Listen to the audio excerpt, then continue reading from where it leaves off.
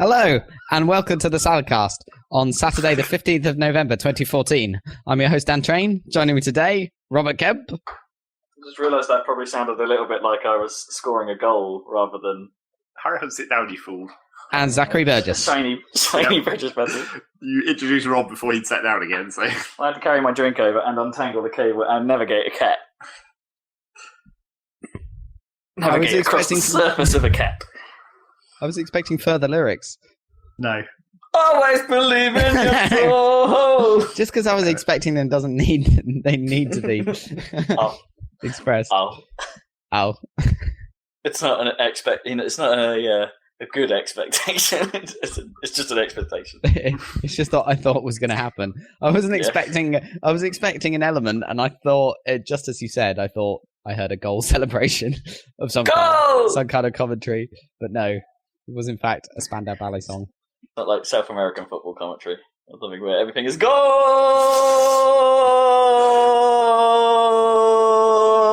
How long do they go for? A long time. I was listening to the Day-to-Day the other day with the Alan Partridge, like that. The classic Alan Partridge, because he was originally a sports reporter. That was the character. Yeah, he was. Yeah. And that was a goal. He's got a foot like a traction engine. But you're like, you can't be a jockey. You're like 13 years old. It's like when you get a bit older, maybe you'll be better at this. It's like, no, I'm 33. Oh. Yeah, it was like occasionally when I've been watching the dumb American soccer highlights that end up on YouTube. Occasionally for some of the matches that obviously they don't care about or are like the less important teams against each other. Occasionally, for some reason, they just upload it with the Spanish commentary. No, right, so you get the classic ridiculous goal celebration.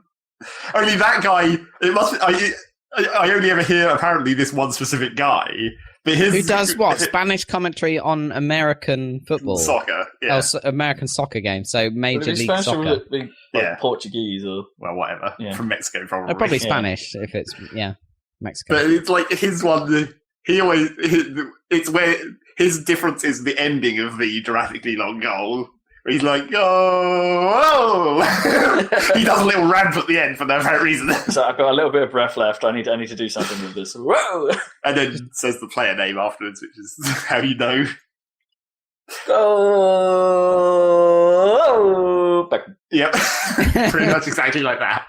Only with slightly more enthusiasm. If he just said the player name afterwards in a complete, disinterested voice. Go!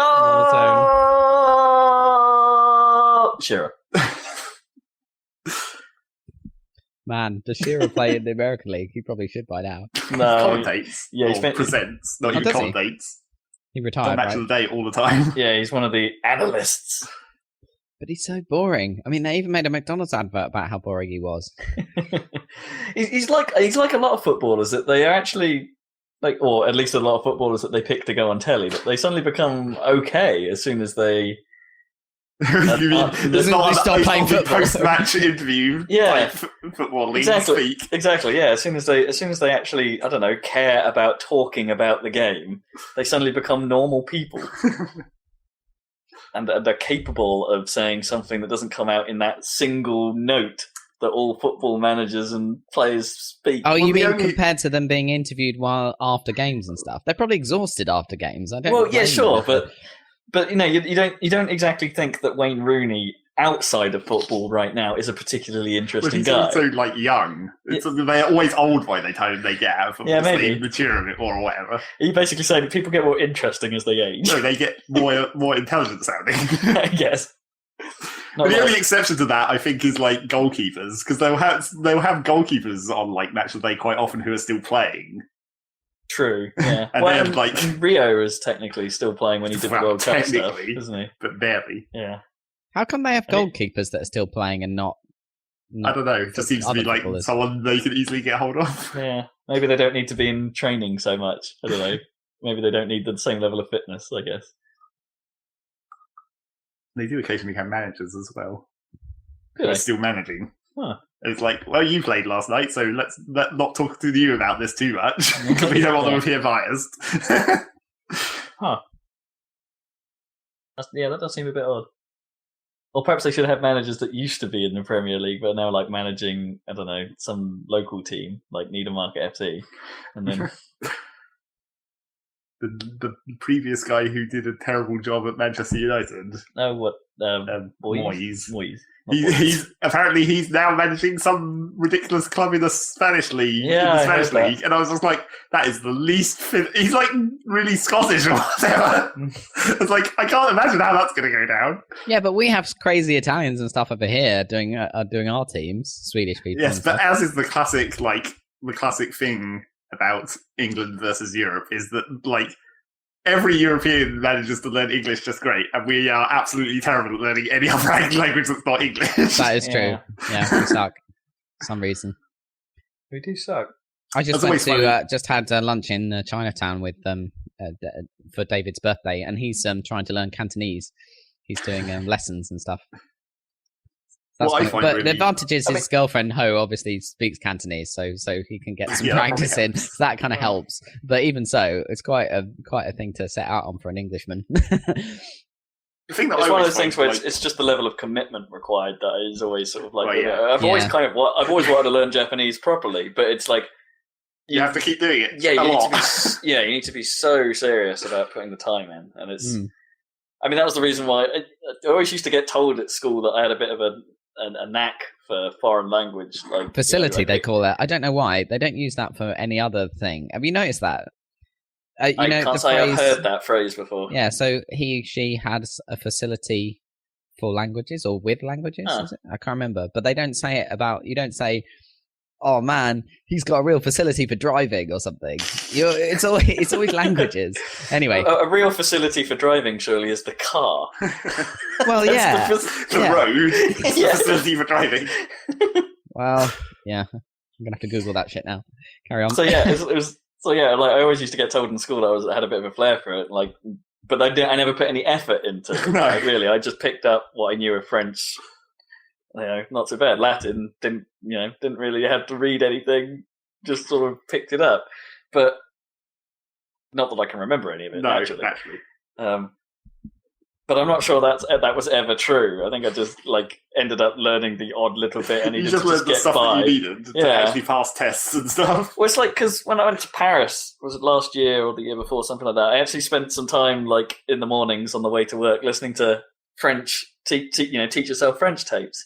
And it would be fine when they would like the first half would be like, okay, here's the theory behind what we're going to introduce today. Like, here's how this works. Right. And then they'd go into now we're going to speak some French at you. Here's the scene, and then we'll analyze it afterwards. And it's like, and while they're playing it back at full speed, like without the actors trying to, I don't know, very carefully pronounce the Frenchness. It's like if they're just doing it like French people, it's fucking impossible. I don't know. It's like everything just. I can't make out what it is, and then when they break it down into what the words are actually saying, then it's not so bad because it's like, okay, I see you're referring to this thing that they did there. Oh, and you introduced some slang term there, okay, and then they'll explain that. But when they were just rattling it off, even once they've then told you all that, they'd then rattle it off again at full speed to see how well you understood it, and it's just what the hell. Maybe it's just French. I don't know. Maybe Japanese is or something like that. If at least from a hearing it side, maybe oral side, I suppose. Maybe that's a bit more obvious because the writing side sounds nuts. Right. Yeah. The thing that I find weird is when I'm talking to all the various European people that I talk to in English, typing but not speaking usually, unless I happen to go onto the channel to talk to them. But it's like. Sometimes the thing that I find most weird is when they use a word and I'm like, from the context of the sentence, I know what that word is. Where it's like, yesterday, someone used the word nares in a sentence. Nares? Nares. And I was like, well, from the context, they were talking about nostrils. And I was like... What, did they just somehow, abbreviate nose hair to nair? Well, I thought it was a mistake, but then I went to Wikipedia and looked up, and that's nares is literally the word for nostril. Is it? It's just the actual word. Apparently, nostrils is just another word that we use for nostrils. Oh wow! So they just learned lingo. Yes, and somehow this foreign person, when they were learning English, had learnt a word that I didn't even know was a word for nostrils, but also means nostrils. I reckon that happens, but I reckon that happens quite a bit because in theory you get taught very formal language. Well, I think but that was like the more formal version of. Yeah, yeah, but that's what Rob means is like you get taught the more formal version, right? I guess if you're learning in school. you get taught how to say it properly, and it's like 100% correct, not the way that actual people talk. It's like what was even worse about that was like, or maybe now that I think about it, maybe this is the actual reason why that happened. It's because nares is a plural of naris for one nostril. Okay. Right. And that makes sense if you're coming from a foreign language where like plurals and stuff is more important, whereas we just say nostril and nostrils because we just slap an S on the end. Because it's easy. Because there's no rules to English plurals, really. So we don't worry about plurals or genders or any of that shit. It's a different word. Learn it. So maybe that makes sense why they would have learned the one which has two separate plural definitions that are actually different words rather than the one word there where you just slap an S on. Maybe. Nares. Nostril and nares, maybe they would say. I don't know. Maybe if they learn them as two separate words. Nares? I should write an English book. Should you? Yeah, it could be the greatest thing ever. So then we'd have a group. That'd be amazing. How It'd to be like that actually Douglas speak Adams English. book, with all the place names that have been turned. Yeah, into the meaning of useful live. words. Yeah. How to actually speak English according to a How to actually speak English. Oh dear. But the problem is that I'd have to write that book in a foreign language, which wouldn't work. Yeah. Or maybe it would work brilliantly. Man, it's like, even if I wanted to, I don't think I'm terrible. I guess just finish. I'm terrible. I'm terrible. It's I don't think I could learn any language again now, even if I wanted to. No, I don't know. Maybe you could. And particularly not any of the languages of the people that I talk to, apart from the one German guy. I guess I could probably get back into German in theory. I mean, our aptitude for it 15 years ago was going to be a lot stronger than it is now, obviously. Just naturally. Our facility. Yeah, our learning facility. But I don't think I'd have a hope with any of the tons of Scandinavian languages with all the other people in that chat. I don't know. I think if you learn Swedish and Norwegian and Finnish right? and Danish. But they're all three of them are really similar. Well, yeah. I mean, Danish is pretty much just like German. They're mutually intelligible, aren't they? So if you can kind of understand one if you know the other one. I'm trying to think what it was, which way round it was, because I used to work with a guy who I think was Finnish.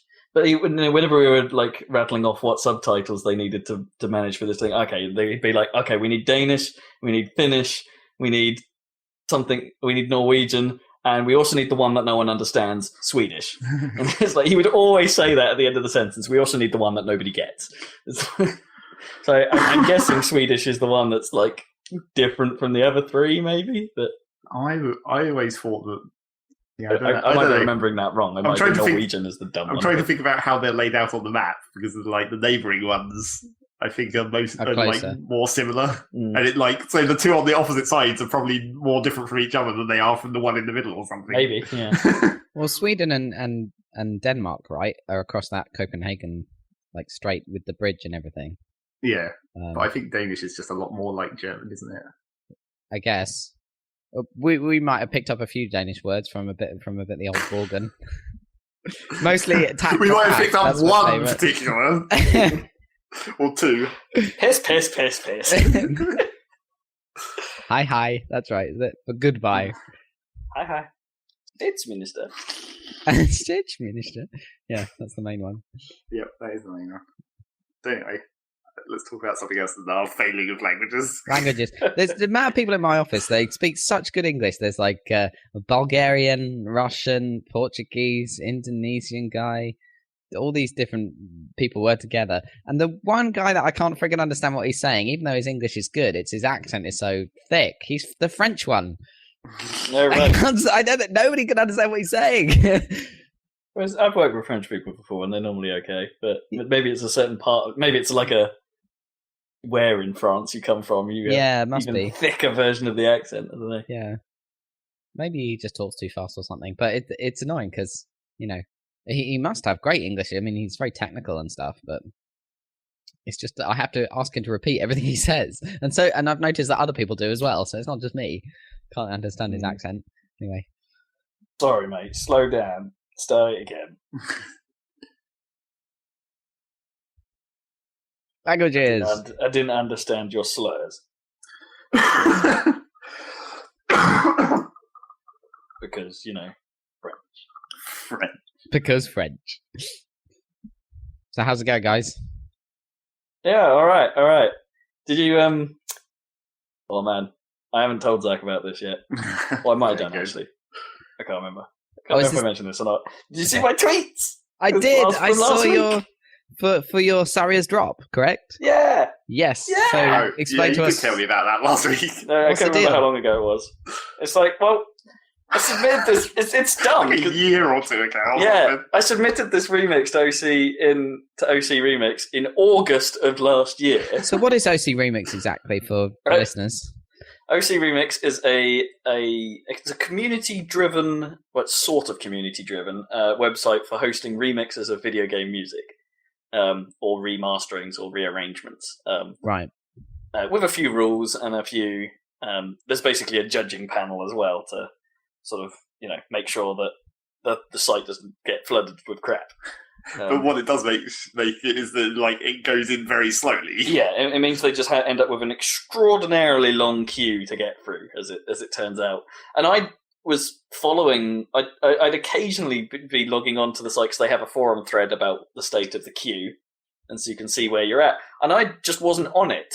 So, when I last checked, and I thought, okay, that must mean I bombed out or something, not because I thought my mix was bad, but because I thought the link to the Lost Woods or Saria song, whatever, might have been a little too tenuous for their tastes. Because I do what I normally do. I go off on one.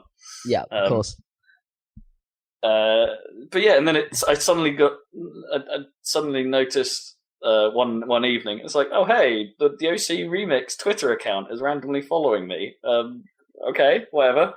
So I went to bed and then woke up to find my inbox filled with people retweeting the link, the OC Remix link to Saria's drop, and I'm like, oh holy shit! This is awesome. And then they spelled your name wrong in the title of the video. Yeah, they did, but never mind. That was great.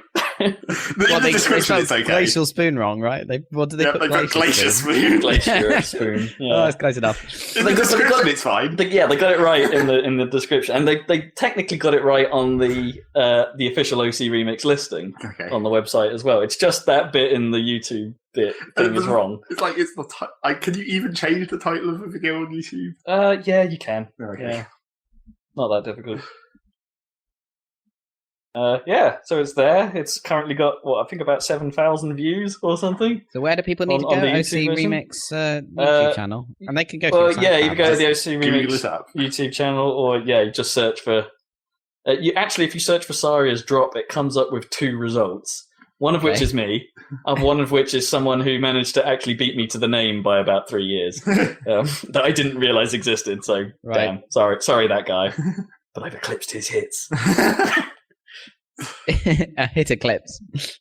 So fuck that guy. Oh man. Yeah, but check it out, listeners. It's if you like Zelda and you like dubstep, then you'll love this pretty much. Yeah, shameless plug. I'm sort of surprised it happened. The number of comments I saw of people like, this is awesome, and then there are people going, this is awesome for the first 2 minutes, and then it turns into dubstep. It's like, well, it's called Saria's drop, you idiot. Yeah, there was a couple of people that were just like, oh man, this intro is amazing, but I don't like dubstep, so fuck it.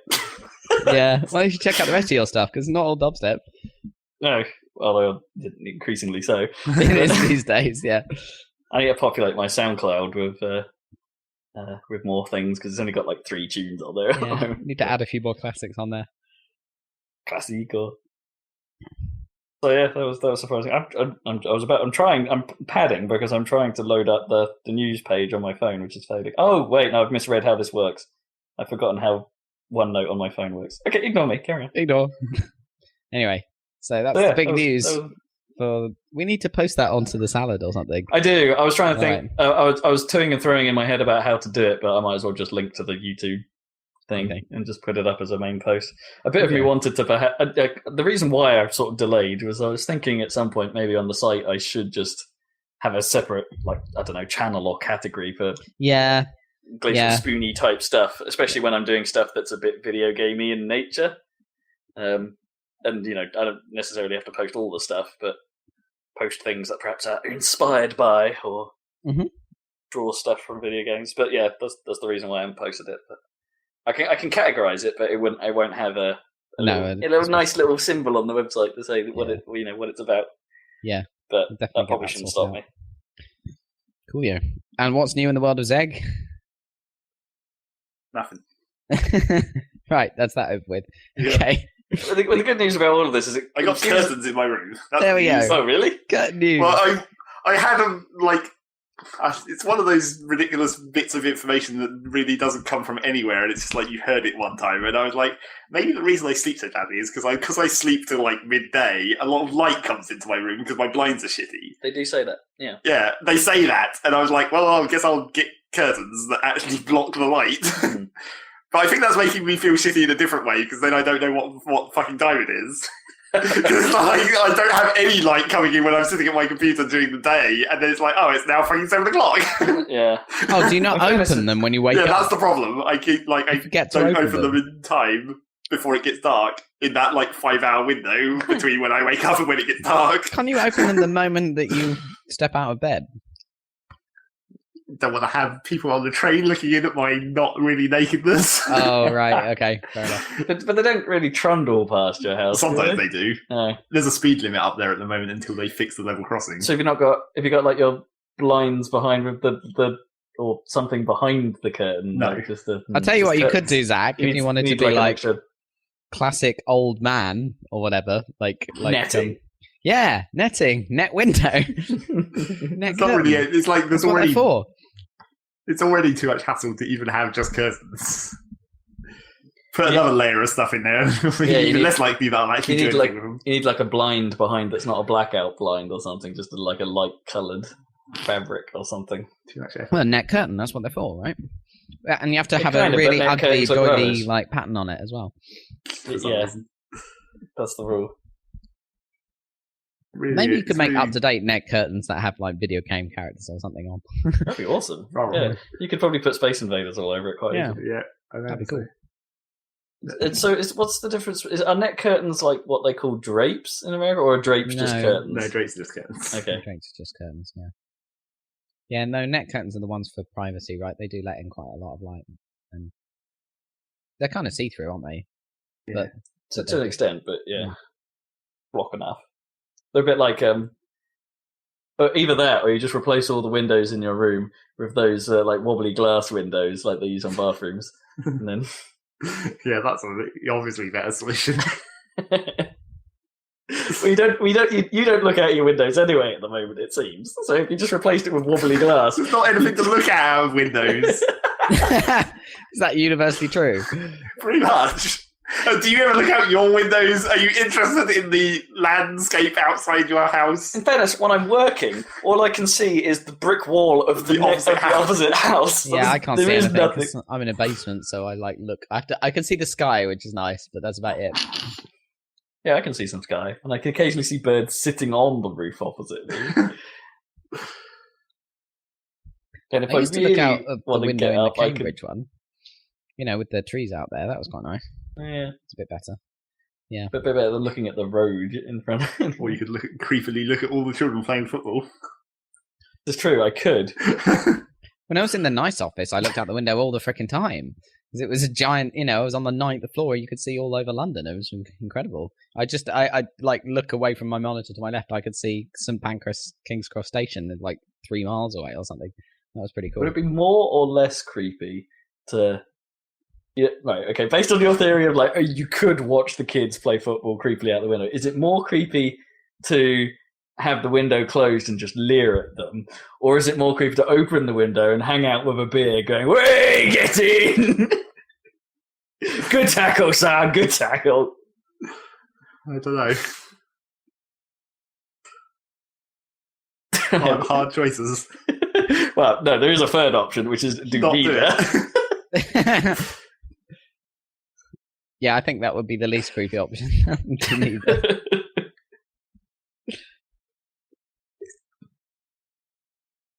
So yeah, Windows. Yep. Exciting Windows news, but not Windows 10. No. They skipped a number. Apparently, my parents are now on Windows 7. Wow. They've entered the modern age. Did they actually get a new computer for that, or was it Wait, they did. Yeah. gasp? And did they specifically ask for Windows 7 on it?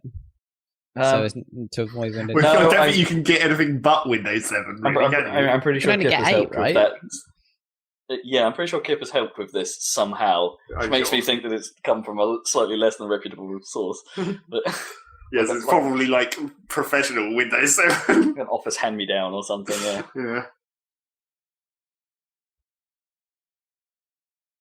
But anyway, that happened. So now I get questions of it. Well, I've already had one question this morning about antivirus running out, and it's like, just put security essentials on it, and you'll never have to worry about it again.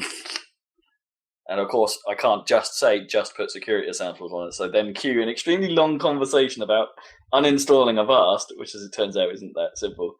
And, No, I'm sure it's not. And then installing security essentials, which is really simple. But like it taking about half an hour on the phone. Tech support for parents. You should have just gone over there. I should have. Well, I probably could have gone over there, get it done in 1 minute, and then come back. And the only thing it would have cost me was fuel and the same amount of time. Yeah. So, or you could have gone over there, done that, and also like discovered like 5 other things that you could fix while you were there as well, just from looking at it. Yeah, maybe.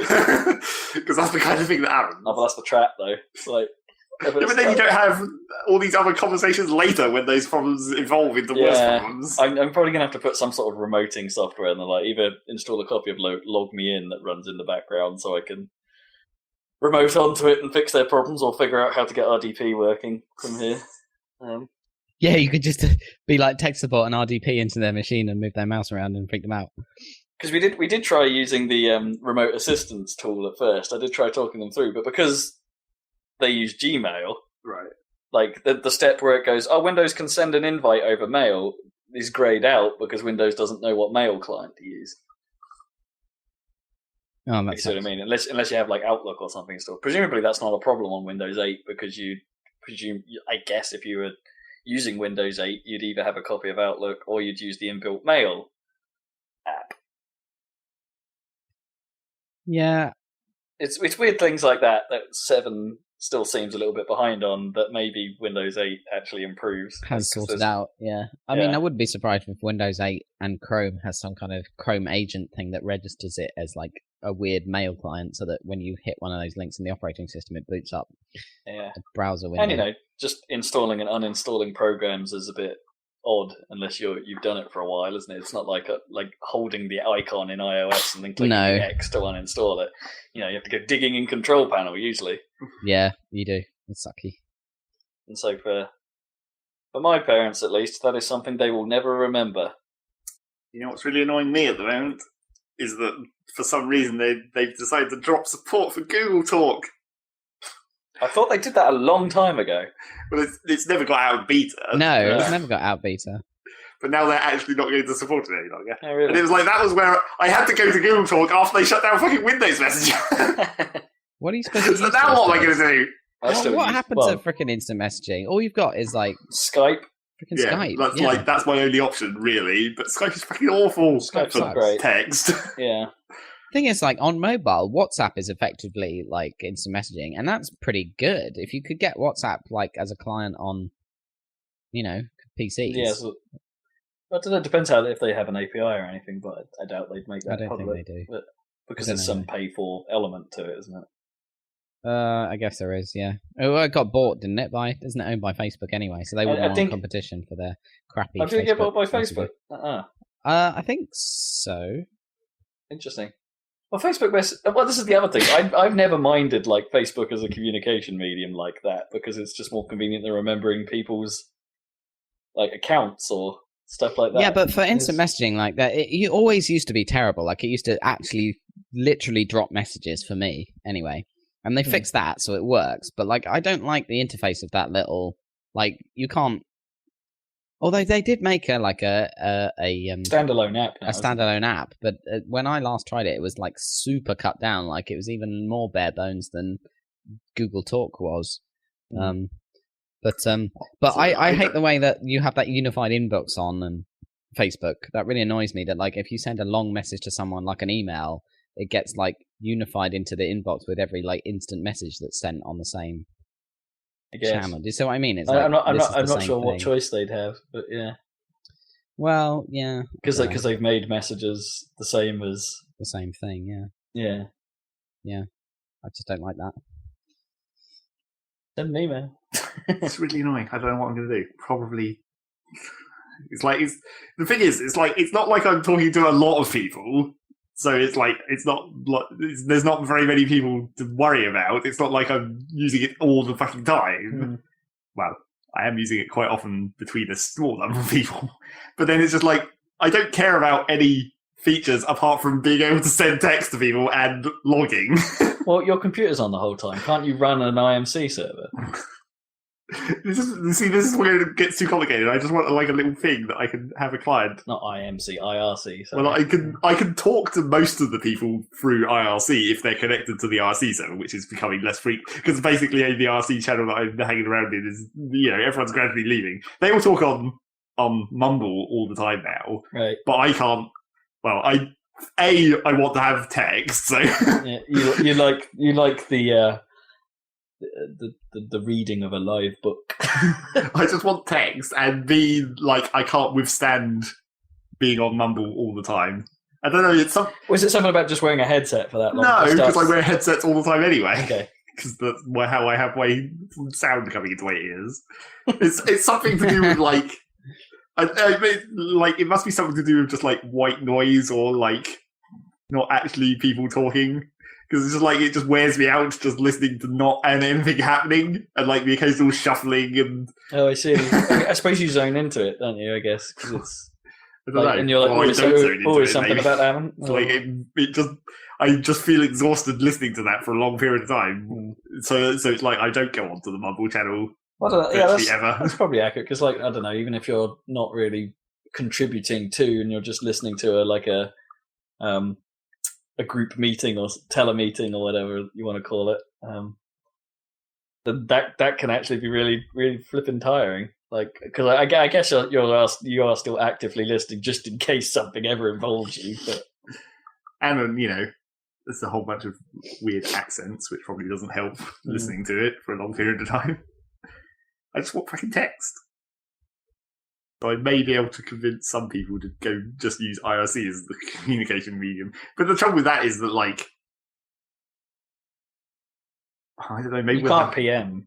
Well, you can. Okay. Yeah, you can direct message. But it's like the trouble with that is that if all these people are no longer going to hang around in this one room that we were in, the thing about that one room is that it's on basically a server that only exists for that room. So it's not like they have any other reason to be connected to that server through IRC apart from for that room. And then if would I be able to convince them to join to that server just for the PMs that I want to send? Or would we have to randomly join to another server that they like? I don't know. IRC is a giant pain in the ass for direct messages, basically. Because then you have to be on the same server because usernames are per server, so it's not like you can just send a message to that username. Yeah, I guess if they're using Mumble, does Mumble also have the text channel? It does, yeah, but not a great one. No. Maybe go back to ICQ or something. Yeah. Because then you just need a number, and that's always the same person. AIM, ICQ, yeah. There's just no direct chat messaging programs left now. They've all shut down. Apart from Skype, really. And Skype, Skype isn't designed for text. It's just it happens to have text. Yeah. I mean, I use it a ton for work, and it's okay, but it's got a couple of how it handles copies, for instance. I think is bad. Like you try and copy some text, and it would start copying too much, and it likes copying all the time tags. Right. And it's like no. I actually just want the content, please. Thank you. Like, there's no way of really.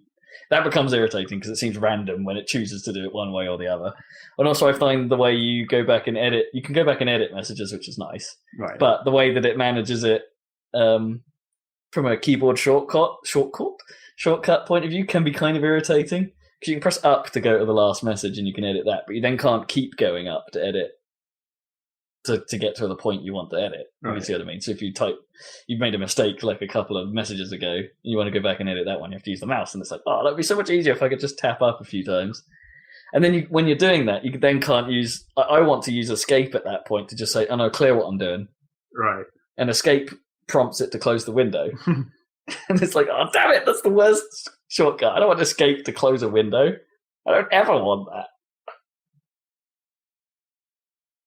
Yeah. So they're my problems with Skype. Oh, and it's occasionally bad at actually making voice calls. But the one thing it's designed for, it's still bad. Yeah, we do still have connection issues and things like that on a frequent basis.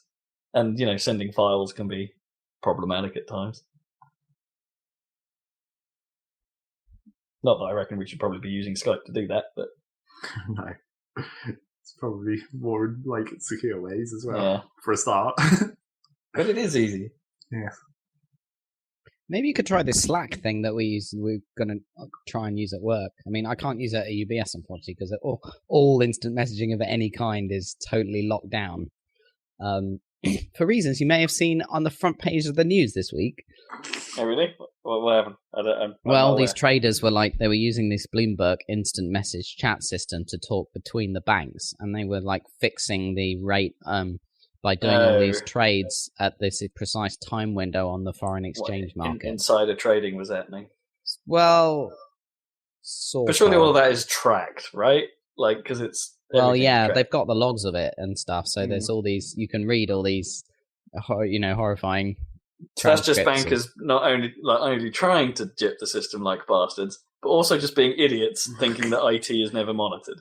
Yeah, thinking that that's never... Everything is freaking tracked now. But basically it means that because bankers can't be trusted. No one can be trusted, as we've said before. As it turns out, yeah. Don't put your phone away. We should actually move on to news at this point. We've talked for fucking forever about bullshit. Well, we have a time limit. We haven't actually brought up any literal bullshit yet. I mean, we could if you want. I mean, it's steamy. It's got steam in it. We talked about Steam. Obviously we have then. Okay. Oh wait, that wasn't on the podcast though. That was in the pre-podcast. No, so we haven't talked about Steam. Video games. Fuck, I don't even know. It's I've already lost track of time. News! Right. Rob seems prepared today. I do. Yeah. And on the last couple of weeks where there's been fucking nothing to talk about. That's true. Now a bunch of games are coming out, but that's not really news. Well, apart from to say some of them are bad, which right, yeah. some games that we're not going to play. So should we jump to that then, now that you brought it up? It's okay, so Sonic Boom is apparently the worst video game. What a surprise.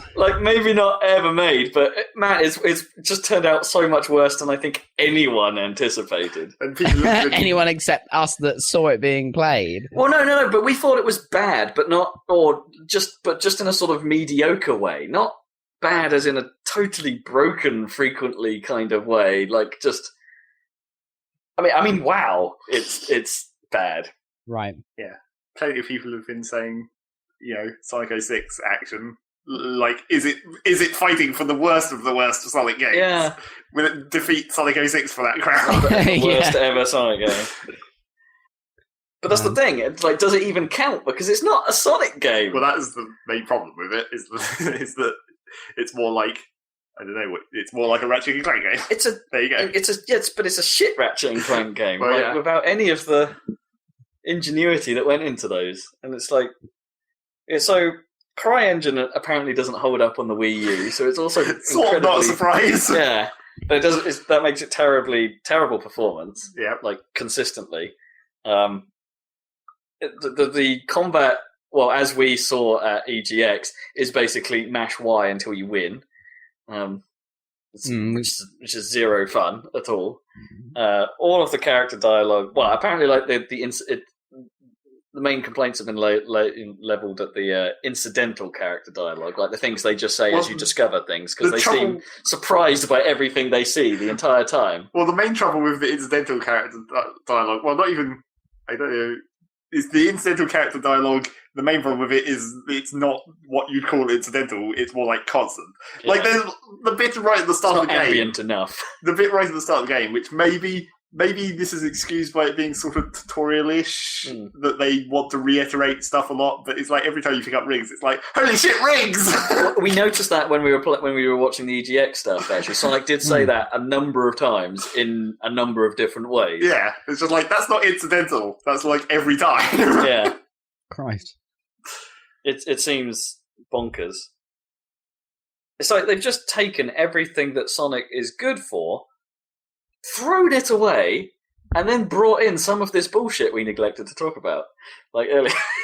They just stole it from our random segment and put it into Sonic Boom. It's like all the like open. It's like when you're exploring.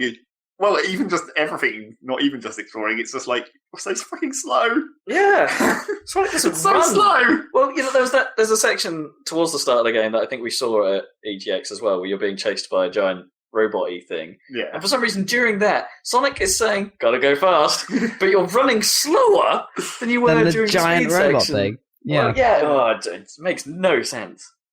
It's like Sonic, you can go fast. You don't have to just. Jog. Saunter.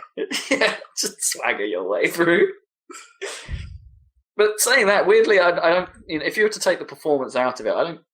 In the main levels, I guess it's not actually that bad looking in stills. Yeah, if you see what I mean. And I've actually I've come around to the character design, and I think it's okay, but I still think the eyes are still weird. The glowing eyes. Well, and They've got laser eyes. The one giant eye is also still kind of weird. One giant eye? Well, he doesn't have a proper separation between the eyes any longer. It's just one huge eye. Yeah. And when he does a wide-eyed thing, it's just like it becomes almost a rectangle.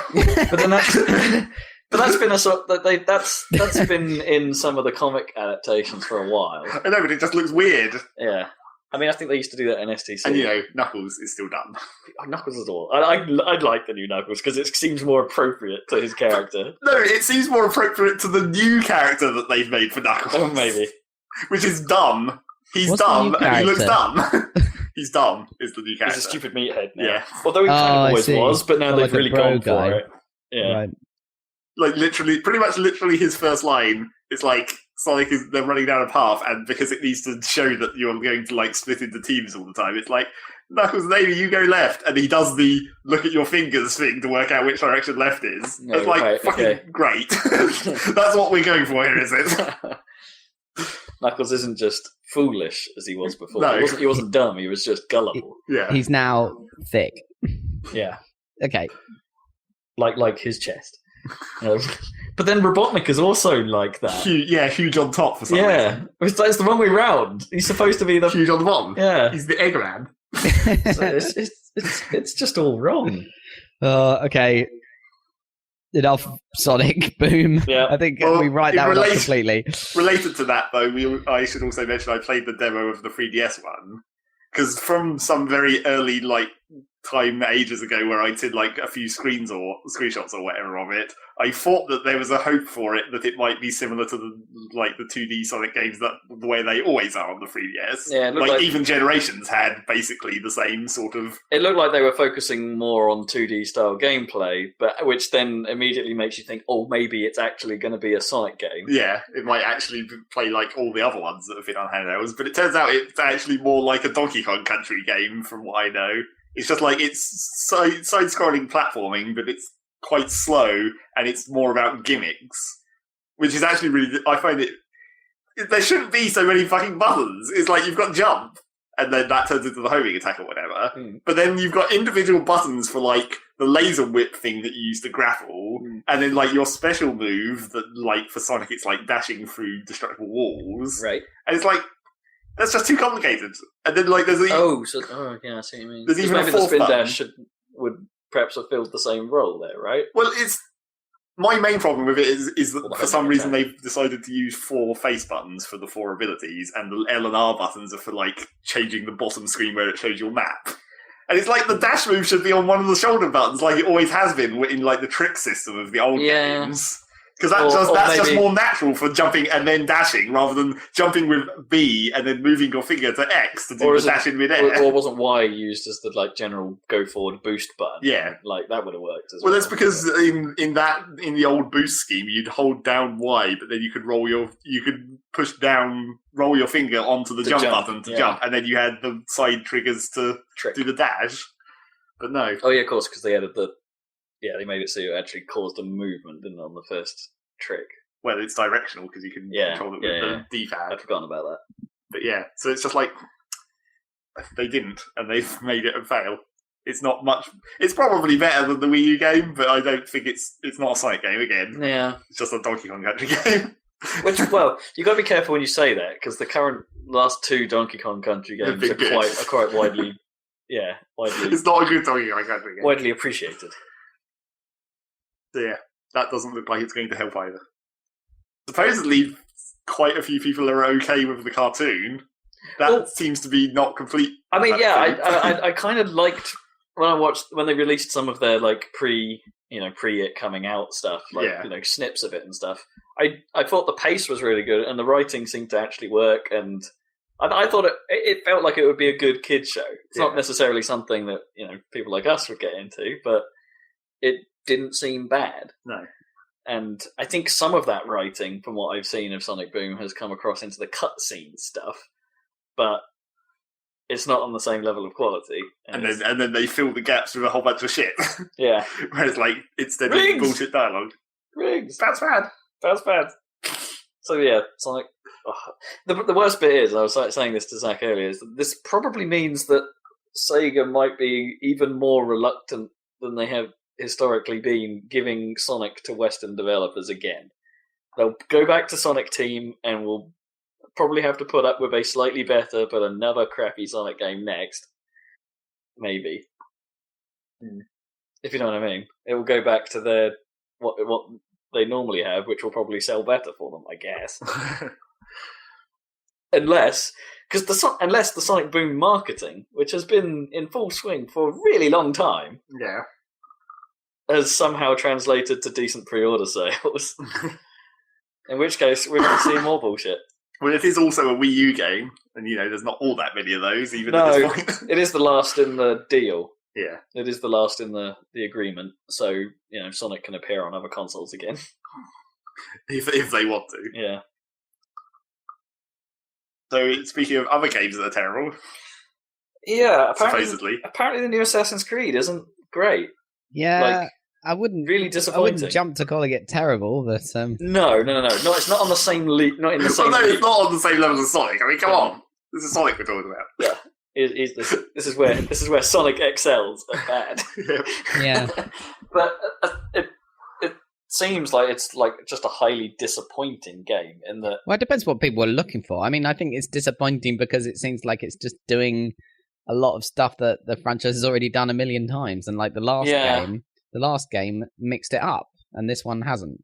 This one's gone right. The last game so in 3 it was really staid and stuff, but they introduced for some reason they had some ship boat battles. Bits. They're 2 or 3 ship bits, and then the next game they're well, fuck most of the assassination stuff. Let's just bomb around in ships on the sea and have a piratey fun time, and everyone loved that. And now it's back to actual Assassin's Creed, and it's well, we've played this.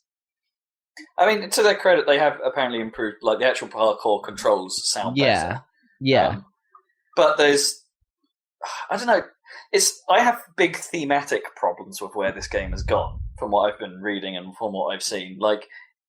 The biggest offender to me is they don't really tap into that. Everyone's talking again. This is all from what I've been hearing. Yeah. This isn't personal opinion.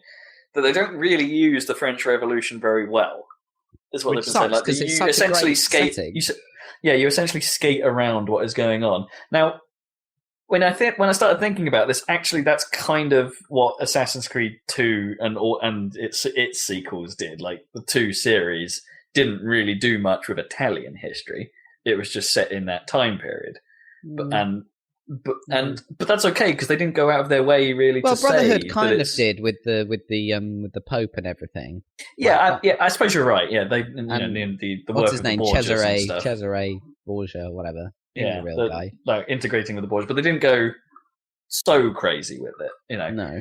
Then Assassin's Creed 3 came along, and they said it in this in a number of actual events, and they threw you into those events, perhaps a little strongly, in terms of you are the sole reason any of this stuff happened. Yeah, is how Assassin's Creed 3 told it. In this one, they sort of rolled it back a bit, but to the point where this stuff is happening elsewhere, and you're kind of just not even doing stuff at the same time. Right. You're not really involved with it ever, because you're taking on a fairly rudimentary revenge plot. And I don't know, that disappoints me, because it just feels like they could have done a lot with that setting. And the city looks really good. The city does look good. The interiors look great. Yeah. As well. And the lighting looks fabulous. I mean, if you were to just, from a purely aesthetic point of view, this game is amazing. Yeah. It looks really good. Yeah. With the possible exception of performance issues, but it sounds like they had problems achieving what they wanted to achieve on home consoles. Well, apparently it's pretty fucked on the PC. I don't know, though. I've heard very different, very mixed stuff about the PC. I get the impression that it's a bad port, like Watch Dogs was. Right. But if you run it on, say you bought a rig today, you would have no problems. Right. Well, that's cool. But yeah. So you might be all right with your new graphics. Yeah, I might be all right. I'm a bit worried because yeah. Apparently a lot of the problem for the frame rate on the new consoles was basically, unlike most games, this is CPU bound because of the number of characters. Yeah. And that's the oldest part of my PC. So the crowd stuff looks a bit... There are a lot of people in the game, just in general. But it looks like they tessellate it quite a lot of the time. So stuff more than a few tens of yards away from you, it's just loading a low quality model in its place. Yeah, but it's it sounds like it's not it's not the graphics, it's the AI or whatever. But I don't know, even then, there are certain scenes I've seen where you see the crowd from afar and everyone looks very it's standing in a very regimented fashion. Way. They're moving, but the locations of everyone is very grid based until you get up close, and then they start to move around a bit and stuff like that, which then makes me think that maybe the CPU bounding isn't actually, or they've had to scale back again on what they were originally planning for that stuff. Because it does look a little weird at times, especially from afar. But it's just a bit strange that there's this incredible technical, technical ambition, and zero gameplay innovation ambition, pretty much. Well, okay, yeah. Talking gameplay-wise, the things where I think they've gone wrong is that they seem to have... They do this every iteration, and that they don't seem to realise that people don't like certain mission types. There's a lot of follow the guy, activities. Make sure you don't get seen. Yeah, and even though if you fall too far behind. And even since they introduced this rate this memory system in Assassin's Creed 4, I think they added that in, and it returns here. Nothing seems to have changed in terms of the distribution of content. So they're gathering feedback, but they're not acting on it. Yeah. And so the bit people really love about this game is the assassination missions, which there seems to be not that there are a few of them, but when you put it in the context of the amount just of stuff, what percentage they are compared to the rest of the stuff you're doing, it feels like a small portion of the game. The Assassin's Creed bit is actually the lesser bit. And there's also pacing problems. Apparently you do a leap of faith before the story introduces you to what a leap of faith is. And, there's that point in, I think it was in Ezio's storyline as well, where he's all I can't fucking do that. What are you talking about? But you've already done it by the time you reach that. Right. So that doesn't work. And there's a number of little issues like that. You may have experienced things before the game introduces them to you, or the other way around. You may need to do things, and the game will introduce you to them later, or way ahead of when it's actually useful. Things like that. And I think they've got it wrong with the climbing as well, in the sense that climbing looks super easy right from the start of the game, rather than needing more active components like the hook and stuff from the 2 series, and to make climbing more interesting and more capable. You just climb now. Right. And you climb real good. Right from the start. So there's not much challenge there, though, certainly, of climbing. No, you can just push. That whole puzzle element of climbing stuff seems to have gone. Right, because it used to be quite difficult to like make your way up certain buildings. Like, and you used to have to get the hook and everything in order to continue. And yeah, I mean, and there may be still some of the like find what route you actually need to take stuff, but it's not exactly, the player requirement to timing the grabs and stuff seems to have disappeared a little. It's less of a puzzly thing. I don't know. It just seems like they're taking the series in a direction I don't like. Like, I really liked all the current day stuff. Like, right. A lot of people didn't. And I just liked how balls out crazy the concept was. Yeah, I don't think they necessarily got it right from what I've played so far. Like, I haven't played Assassin's Creed 3 where some of that stuff is supposedly wrapped up and they never go back to it. But man, is it an interesting idea. That they may not have got right yet. It's like up to perhaps the end of Brotherhood, things were still interesting. I think they fucked it up after that point, but that's pretty much where I stopped playing Assassin's Creed. So yeah, you remember what I said about Revelations. I don't actually think it's a necessary entry in the series, but it's, but if you need more Ezio, where else are you going to go? Well, that's just it, isn't it? Do you think this is a necessary entry in the series at this point? I don't think. Well, it's just filled with bugs as well. It's the other big thing. Like, Assassin's Creed has always had bugs, but they seem really prevalent here. Like, people's faces will be missing or rendering in incorrect locations. People running through walls, like people just appearing in nowhere. I've seen a number of cases of the classic, and I've had this in previous Ass Creed games as well, of the somehow glitching through the floor into the infinite sea below the city. Yeah. But they seem way more frequent now. Or people, getting into fights, but you can't draw your weapon is one I've heard about, which is pretty bad. Right. Bad week for Ubisoft, pretty much. Well, it's been a bad year for Ubisoft, really. Like, Watch Dogs kind of was very middling, and the port was bad. This seems like a pretty middling game. Thing is, I still have an unknown quality port, but Far Cry 4 is apparently really good. Well, I'm good, because Far Cry 3 was really good, and I know this might not be that much more ambitious on top of Far Cry 3, but I mean, it looks really good, and it's got all that Shangri-La stuff looks kind of fun, and I just think it looks cool, and I'll probably get that. I think you should treat Far Cry 4 as Far Cry 3, but with slightly more modern graphics, Yeah. It's designed for the next-gen consoles, and it shows. Yeah, and well, Far Cry 3 looks pretty fucking good. Great, Let me tell you. Look, I mean, the PC version, yeah. Yeah, well, I just so you know, I tried it out because on my new 1440p screen with the graphics card. This graphics card is amazing. Like, it's not the top whack one; it's the next one down. It's really good value because I've got this 1440p screen, and I put Far Cry 3 all the way up to maximum. The only thing I didn't turn on was I turned on VSync and everything. The only thing I didn't turn on was multi-sampling anti-aliasing, right? Oh, okay, right, yeah. And it runs locked at 60, and you're driving through jungles and stuff. It's amazing.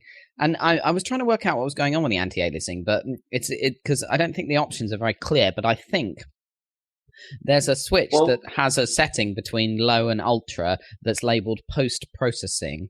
And I think when I Googled it, part of that, when you turn it up high, which I obviously have as part of the ultra settings, part of that is fast approximate anti-aliasing, the FXAA. Right, okay. So that means FXAA is on, I think. So I can't see any jaggies anyway. So when I turned on the multi-sampling anti-aliasing, I couldn't see any difference. It just ran slower. So I don't know. I think FXAA, the difference between FXAA and proper AA is noticeable to me. It is noticeable, but I mean, when you're in a jungle, there are bad implementations of it as well. But and also, I've got more pixels as well, so are smoother just by dint of having more pixels. Yeah. So the combination of fast approximate anti-aliasing and I never know what high res. I never know what the fuck all the acronyms mean though, like MSQAA or CSAA. No, which one's better than the other? I don't know. One's at the bottom of the list. They're not. I don't know. I really don't know. They just seem annoyingly named. Like, can you just have this is better, please? I just know that whoever came up with FXAA round about the time just before the release of Skyrim, it was just a dude that came up with it, right? Like, it was just an algorithm nobody had thought of, and then they were like, "Oh, cool. This is it's not as good as multi-sampling, but it's virtually free, so Yeah, awesome. we might as well use it. Yeah. Yeah, that whoever that dude was, hats off to him. Might be a whole team for all I know. Because I don't think they have proper anti-aliasing in Guild Wars unless you use super sampling. Super sampling rendering. Like the only option you get is to use FXAA, and it's like that's just not good enough for me. Like at 1080, it's like I don't know. You might as well turn it on because it's better with it than without. But you know, have a proper anti-aliasing option. Yeah. Well, sometimes you can do it with your graphics card drivers, right? Sometimes. I used to be able to do that. I tend not to try that because don't fuck with the stupid video control panel bullshit. Yeah, things have gone wrong when I've tried to mess with that in the past. Fair enough. Speaking of news about dumb open world games like Far Cry, this is not very much of a news, but yeah. But they apparently have announced that they're definitely actually making Just Cause 3. Oh shit! Yep. Yeah, that was one of my 3. news points. It's like I've got no other note other than Just Cause 3. I mean, I know they had registered the domain and trademarked it a while ago, but it's. I actually knew about that because my brother's working for Square again. He's just really started last week, and he's going to be working on the Just Cause 3 website, I guess. But the question is, what are they going to do with it? I don't. Does it matter? Just more of the same, sure. Yeah, but not exactly more of the same because it's like now Far Cry's on the scene. That's basically the same kind of game at this point. Well, I don't know. Just crazy. Far Cry, you have to be more measured, don't you? Like you are vulnerable, whereas I wouldn't have said you were that ridiculous. It's not like Saints Row level of ridiculousness. Well, maybe it will be. It's like Just Cause was sort of in between those two. I don't know. I reckon they'll go. Just Cause benefit. Yeah, Just Cause benefits from doubling down on the bonkers. Yeah. Like grappling hook that attaches other things to each other. It's like that's the best idea. Well, it's like all everyone's really hoping for is that the multiplayer will be just a thing, rather than that weird mod got turned into a sort of official mod. Yeah, but still, finally, it's a thing. We just need to see some of it now. Well, the only bit of sort of art just showed it might as well just have been a bit of art from Saints Row, not Saints Row, Just Cause 2. Right. It still looks like it's probably the same guy. Probably. Well, I'd imagine so. Rico or whatever the fuck he was called. But they're just going to set it on a tropical island again. Yeah. Oh, it'll be great. But then, who cares? Yeah, I think it'll be awesome. Maybe. Not like it's like Just Cause 2 fell down on its open world stuff, really, because there was a lot of it, but it's go to a place and shoot everything that's red until it explodes. Yeah, I think you're right. Yeah, it needed more focused objectives or more varied objectives, I guess. Like you need to do this thing here, or perhaps just mix it up a bit. The thing that Saints Row is good at, really. Yeah, and the other thing that although Saints Row generally devolves into shoot stuff with guns. Yeah. The other thing that I thought of it when this was not really related to Just Cause or anything, but it's like when I heard this announcement, I just had a momentary thought of the thing that annoys me about open world games like Just Cause and Grand Theft Auto and all those kind of things. I realised what it was, and I realised that Giant Bob were right all along. The thing that annoys me about those kind of games is fucking helicopters. Because as soon as you get to the point where there's helicopters involved, they're fucking impossible to get rid of, and they just keep coming. It's like that's not at all realistic in any way. It's like if you for Grand Theft Auto, if you shot down a fucking police chopper, A, they probably be more cautious about sending in more choppers, and B, how many fucking choppers do they have? I don't think I've ever got to the point in GTA 5 of them sending in lots of chop. I should try that out. Because you don't want to. Yeah. But it's quite hard to get super wanted these days in Grand Theft Auto, unless you set out with a rocket launcher, basically. Yeah, it became relatively... Saints Row does it, as well. Saints Row 3, at least, you could get helicopters on you on a relatively frequent basis, and they become somewhat irritating to deal with, because you basically either snipe the gunners out of both sides, or you happen to have some super weapon that can just kill it, if you're lucky. When you first start encountering them, they're really irritating. Yeah, it's just that's not a... It's semi-realistic in that, yes, police do have helicopters. But they're also too far away and out of your vision most of the time. You can perhaps see the occasional laser sight of the snipers sitting on the side of it, but that's not fun. No, it's helicopters are just not good in that context. It's annoying. There should be an actual cooldown. If you destroy one, there should just be another one. That was the worst in Just Cause 2, though, because it's literally you blow one up and another one. You just grapple to them and deal with them. You can't always get to them that easily. Your grapple doesn't have infinite range. Oh. Sure, you So can have infinite range. In Grand Theft Auto news, I don't know if you saw this news. Yeah, but, tell me about what's going on. I'm getting really confused about what the hell's happening with this. GTA, next-gen GTA 5 stuff. Well, that's not really the news. Well, first of all, they did a bunch of awesome comparison videos showing how much better the PS4, Xbox One version looks than the original 360 version. And it's substantially better. And but then the big announcement recently was they've put in a full-on first-person mode with fully animated guns, fully dashboards for every vehicle, everything. This is the shit I was talking about. What the hell? What is going on? Well, it's that's freaking awesome. Is that so? That's for real then. The whole game can be played like an FPS. For real, the whole game. You can switch at any point. What the hell? That's insane. They modelled the individual dials on the dashboards of the aircraft and everything. Yeah. That is quite insane. I mean, it's that's going to change. Surely, if you play it like that, then the whole feel of the game is different, right? Yeah, I guess. I don't know. Is it really? Because the combat would be different. Well, how is the combat?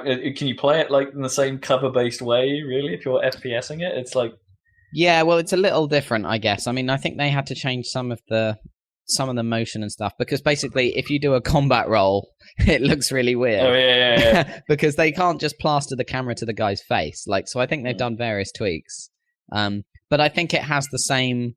So it's not going to feel like Halo because you've still got that kind of physicsy movement of the character. So it might feel a little weird, But I think the characters move roughly the same. But they've put enough effort into it that obviously they had to redo all the weapons and stuff have their own first-person animations and stuff.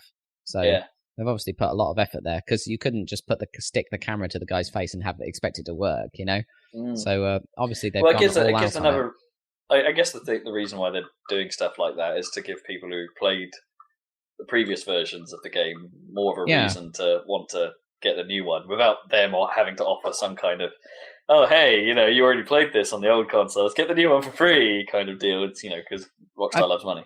Yeah, exactly, and there's got to be some cool feature, and they're good for them loving money. I mean, they made loads making a good game.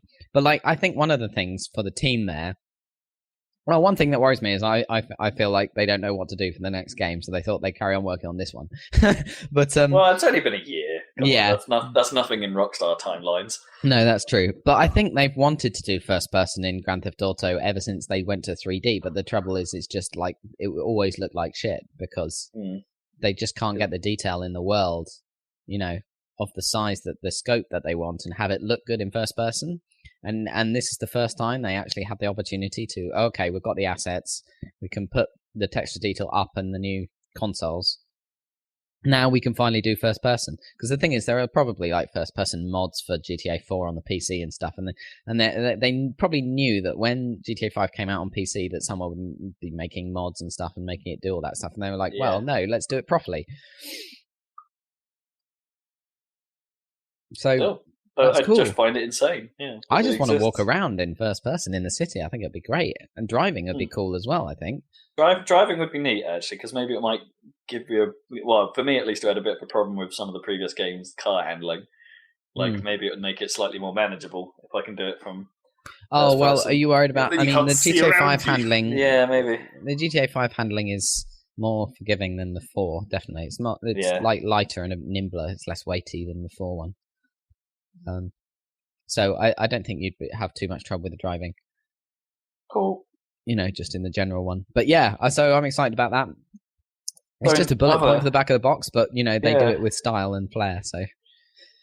So in other control-based news, the upcoming rear update for Eve supposedly adds a beta version of being able to control the ship with WAS and D.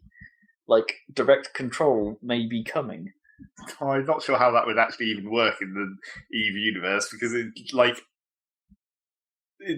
even if you could control it directly, because they can't change the actual physics of how fast stuff accelerates and stuff, it's going to feel incredibly weird to even do it like that. This is what I mean. Because if you hold down W, it's still going to take 5 seconds to accelerate to full speed, because that's just how fast things accelerated. I heard these were just keyboard shortcuts effectively for things that you currently have to do with the mouse. But I wouldn't be surprised. Yeah, I mean, I've read it in places that it sounds a bit more direct control-y to try and combat. Apparently, new players occasionally have problems getting to grips with the game because they can't. I think these players always have problems getting to grips with it. But that's one of the reasons why they don't keep playing it, is because they can't control it in a way that makes sense to them because of the weird, way you have to use.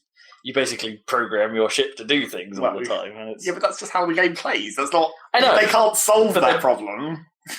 Because even if they give you direct control of the ship, you still have to hit your gun buttons and select the target. Yeah, I don't know. If I think they're just experimenting to see if they can break down some of these barriers, because that's one of the reasons I didn't keep playing Eve, because I didn't like that whole way of playing it. And the other thing about moving around in Eve is it's the least important thing. I guess. Yeah. If you're not a completely stationary sniper, you're just orbiting them at a certain distance. That's just how the game works. There's no dogfighting or anything. Well, maybe that's. I don't know. Maybe it doesn't fit necessarily with it, but maybe that's what they're thinking, that perhaps they could add some level of that. Well, I think I did hear at some point. I'm not sure whether this was just a random thing. One of the devs was saying would be cool at some point in the distant future or whatever.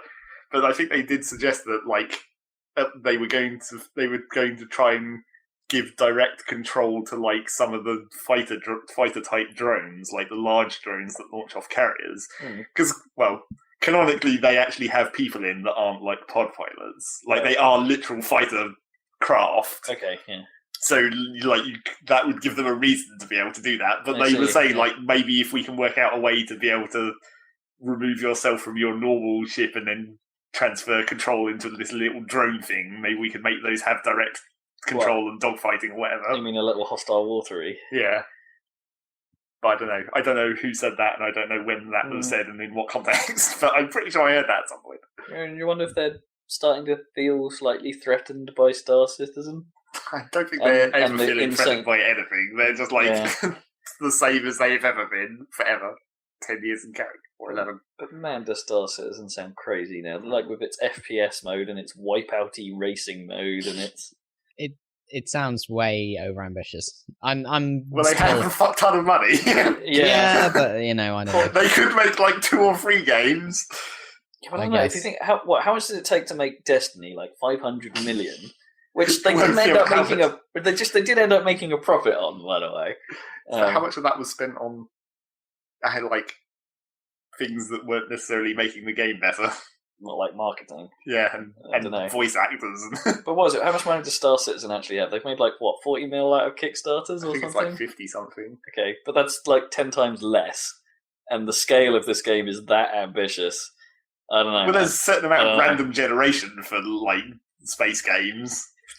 Yeah, but and auto generation. It's if you're building a world like Destiny, where it's a first person or third person, where you have to prevent players from going to places and you have to navigate and you have to channel them. That's actually a more complicated level design than space. Yes, but it's still the most possibly the most ambitious. But they're doing that. There's an FPS mode. What am I saying? They have that as well. Yeah, but it's not the whole game. It's a subsection. It must be as big as a game to make it worthwhile. It's like Eve was going to have walking on stations. I mean, they never get to do that. What was it? The Nexus team is working on the FPS stuff, and it's as long as it's not as fucking ridiculous as Nexus. Well, Nexus was cool. It's just there wasn't enough people playing it. But do people even care about that? That's the same problem as Eve. It's do any of the people who bought into the space game with spaceships care about a first-person shooter? Or the? I'm interested in the racing bit. If that turns out all right, because it's Wipeouty. Come on, but it's future racing games. Why not actually have it be entirely in space? Why even have it surface? Because they're crazy. Well, because they're planning something no one else has done. I'm not saying that that's a good thing. I'm saying that you could make a space racing mode. Maybe. 79. Maybe. I'm not. It's like I guess the only. That might not be very fun though. Well, yeah, that's like the only reason that you have the track is to have barriers at the side. Yeah. I suppose you could just make it like a tunnel that floats in space. Yeah, no one's really managed to Complete 3D motion. I'm not sure anyone's managed to pull off a full 3D racing game 100% well. No. If you know what I mean. Like, because I immediately think of like Fifth Element Racer or whatever it was. Yeah, New York Race. But that wasn't actually. That was still like it was a channel. You know, you had walls at each side. I mean, Diddy Kong Racing did it as well with its like canyon flight stuff. Yeah. And there have been racing games about stunt pilots and stuff like that, but I don't think any of those particular bits of games or those games have actually ever been that great. I just wanted to race in the karts in Diddy Kong, for instance. And it's like they hadn't really tried it before, and they didn't try to make it better. Yeah, New York Race was a one-off thing, and it was pretty. It was interesting at the time. Yeah, it was kind of original. It wasn't. It wasn't. The AI wasn't great, and the weapons weren't like balanced. It was like a classic B-tier game. Yeah, it was just like a thing that they made. It wasn't. They hadn't iterated on it at all. I mean, even the flying in Sonic Racing Transformed isn't its strong point. You know, it's like no. I think flying racing games aren't. I don't know. No one's got it right, and no one's made it appeal to me yet. No one's really tried. Yeah, maybe because it is hard. I think it's a hard problem. Yeah. So, talking space sims. Yep. Elite Dangerous has a release date. And it's December. It's this year. December 16th. Maybe. Yeah, definitely. They've announced it. So provided there's no last-minute slippages. They've announced it doesn't mean definitely. It means like 90% likely. It's unlikely for things to slip this close. Yeah, considering it's like a month away. Yeah. It's not going to slip now. They'll release it even if it's buggy. But there's been so many alphas and betas, and there'll be a gamma at this point. Starting around now, so but that does unfortunately mean it's a game of 2014. Oh right, unfortunately mean anything. Dan was going to play it anyway. It's not like your obsession of having to play these games before. No, but is he going to play it in December? I'm sure he will On your new fancy machine. I'm sure he'll be playing it as soon as possible. I don't know. I might have to get the joystick for Christmas. But yeah, I will certainly be getting it. But I do need to organise the joystick situation as well. But I probably won't be ready for a full review in time of Game of the Year, especially with other stuff to be doing. Games to be playing. Yeah, but yeah, it's still cool. It's going to be awesome. I'm looking forward to it. It. Other news I have written down here: Majora's Mask remake. Did we talk about that? No, we haven't mentioned that before, but I guess that was expected. Are they doing the thing where it's like, is it only for new 3DS or is it enhanced by new 3DS? Because I heard there are some. I think they've said that there is some stuff that is going to be better on new 3DS, but that'll be like the original game then. One of the original game didn't run unless you had an expansion pack. Did you? Was it a requirement? I thought it was like it was required for Majora's Mask. Anyway, so that was great. I liked Majora's Mask. So I bet me wondered if they were doing that again, just because. The only thing that matters about the 3DS version of it is like, what do they do to simplify it or not simplify it, make it work better, like they did with Ocarina of Time. It's like, what can they do to improve? Because the whole system of like the fucking 3 days and masks and all that bullshit. It's like, at least the mask can be on a touchscreen. That will probably make that a bit easier. It wasn't bullshit. It was complicated, but it was good. Yeah. Aside from that comment I made about new 3D, or that that I've heard about new 3DS, they have said that they will be changing some elements of the original of the game. Yeah, well, I've seen some like graphical side by sides, and it does look better. Like, well, I mean, other than that, well, the last remake they did obviously look better. Yeah, the 3DS version of. So what they need to do is like, for the time travel, they should make it so that when you need to be at a specific place at a specific time, there should really be some way to automate that to some extent. Like calculate how long it would take you to run to this place from here. And they just adjust the clock accordingly so you don't have to do it as much.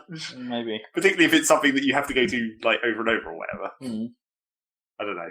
Maybe that's making it too simple, but it's still kind of dumb in some ways. Just traveling. I don't remember having that much problem playing the original game and like having to wait around for long periods or anything. You just need a fast time button, don't you? Like like a fast forward. So if you get there early, you don't have to stand there. Yeah. like in Skyrim or whatever. You just rest for however long. Run to this particular time, and then I'll be all right. I haven't played that in so long. I just remember all the crazy masks and like the Goron rolling down the mountain business and the Zora swimming through the crazy Zora swimming race was awesome as well. I seem to remember. That was 3D racing, wasn't it? That was 3D flying racing. Yeah, you had to go through little hoops and stuff. That was kind of cool. And Zora had a guitar, right? Yep. What did the Goron have? Drums. That makes sense. Yep. Bongos. Yeah. Get the band back together. That game is freaking weird and awesome. Cool. And I just got a text message from my boss telling me that XCOM Enemy Within is available on the iPad and iPhone. All right, so they actually pulled the expansion across now. Yeah, apparently. That's cool. All right then. Well, yeah, because that was a pretty good version of the game. Apparently. I mean, that game was my game of the year for whenever that year was, I think. Oh yeah, but I mean, like the iPad version is apparently a pretty good. Yeah, not bad. Pretty good version. Yeah.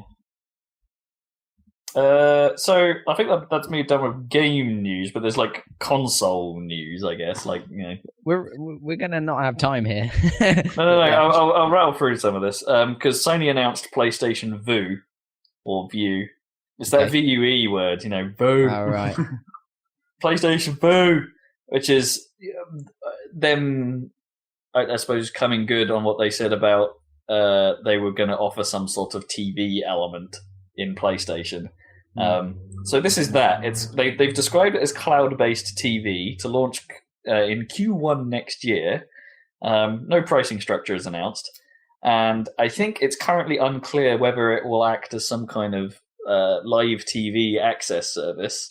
So something a bit more like Sky Go, where you can just tap into some of your Sky channels and watch them live from your PlayStation or other devices. So whether they're trying to compete directly with Sky in that way, or if it's more Netflix-like, or if it's a hybrid of some kind. It's not really clear what it is. The bit that makes me think it's more like Sky Go or more like a live TV service is they said something. They said phrases like you can tag programs and then they will be available to you for like 3 days. Like there are 3 previous days of popular programming will be available for catch up or something. They said some weird stuff, and it's like, well, 3 days isn't a lot. Like a lot of catch up services go back at least a week, and so it's just a bit. It's just I don't know it's still. What is this? It's weird. Yeah, I mean, it doesn't sound like it's going to appeal to you, so. No. You already have. Oh, yeah, why do I care? I've got Sky. Sky is all I need. Also, you don't have PS4, so. Well, yeah, that too. That's kind of the important factor. Well, because it's cloud-based, theoretically, it could be on PS3. It could. They have tried, like, video services on PS3 before, but. Vue. So we'll be stuck saying Vue more often, which actually I don't mind. That's a good thing. I'm not sure we'll say it that much until you buy a PS4. Yeah, Vue. Which still I have no desire to. Maybe the end of next year is the time for that.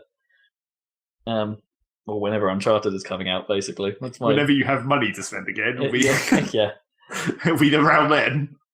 And the other PS4 news, I guess, was that they patched their problems supposedly, so that the semi-bricking firmware release they did in version 2. And when you couldn't go into rest mode, is supposedly now fixed. But now that SharePlay is working and is available to more people, turns out certain games actually just block you from using it. Right. The one that everyone seems to be complaining about is FIFA 15.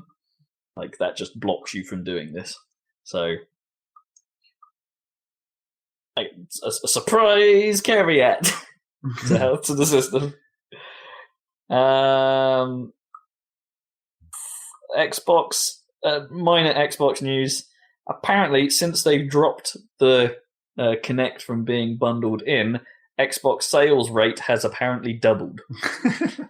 Makes sense. That's dumb. Yeah. It's not like I don't imagine that like that many people were holding back just because of that one reason. It seems weird, doesn't it? I think it's more likely to do with the excellent bundle deals. And also because it's nearly Christmas. The games Well, came yeah. out, yeah. That may be a small factor. But when did they drop the Kinect? It was like middle of summer, and they're saying since then or something. I don't think it was that long ago, was it?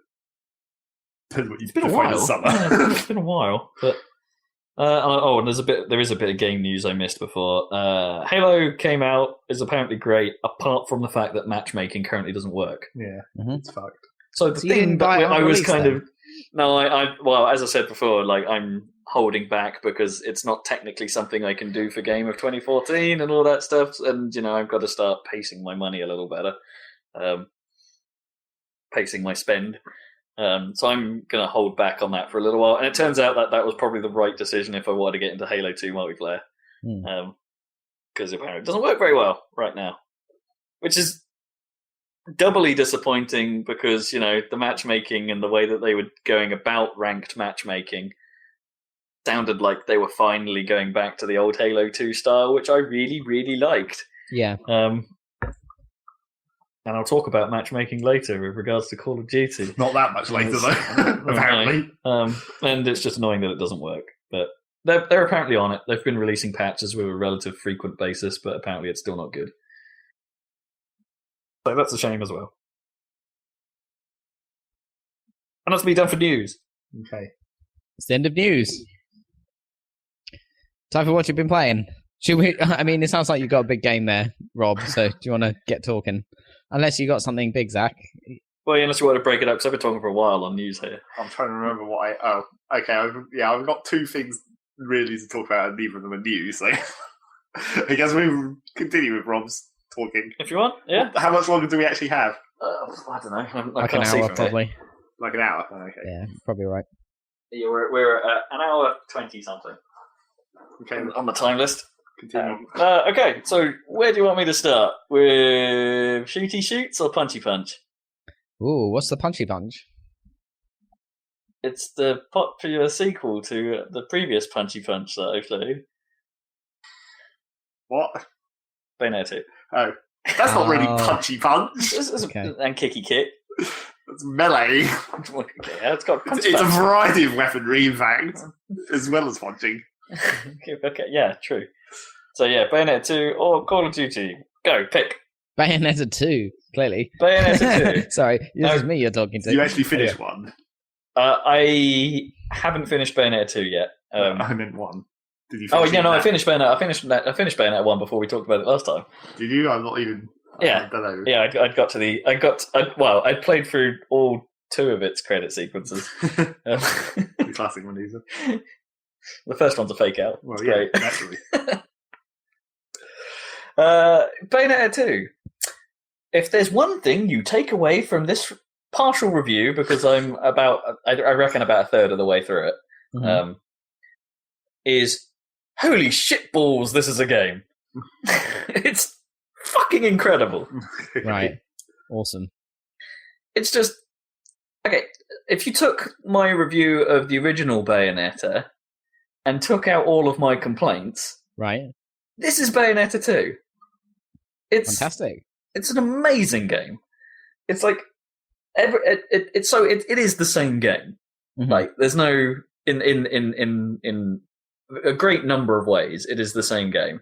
Like the combo system is the same, witch time is the same. A lot of the plot points are eerily similar, but without the ridiculous amnesia complications or 500 year ago storyline that made no frickin' sense. It's like they've got rid of that bit, but I don't know, the way that the story seems to play out feels very samey. And the presentation is often very similar. The characterization is the same. Da-da-da-da-da. But somehow it, like, even the stuff that's there still works a lot better than it did before. To a point where I don't really know where to start with this. Okay. So combat-wise, I'm playing it through on what is described as second climax difficulty, which is their normal mode.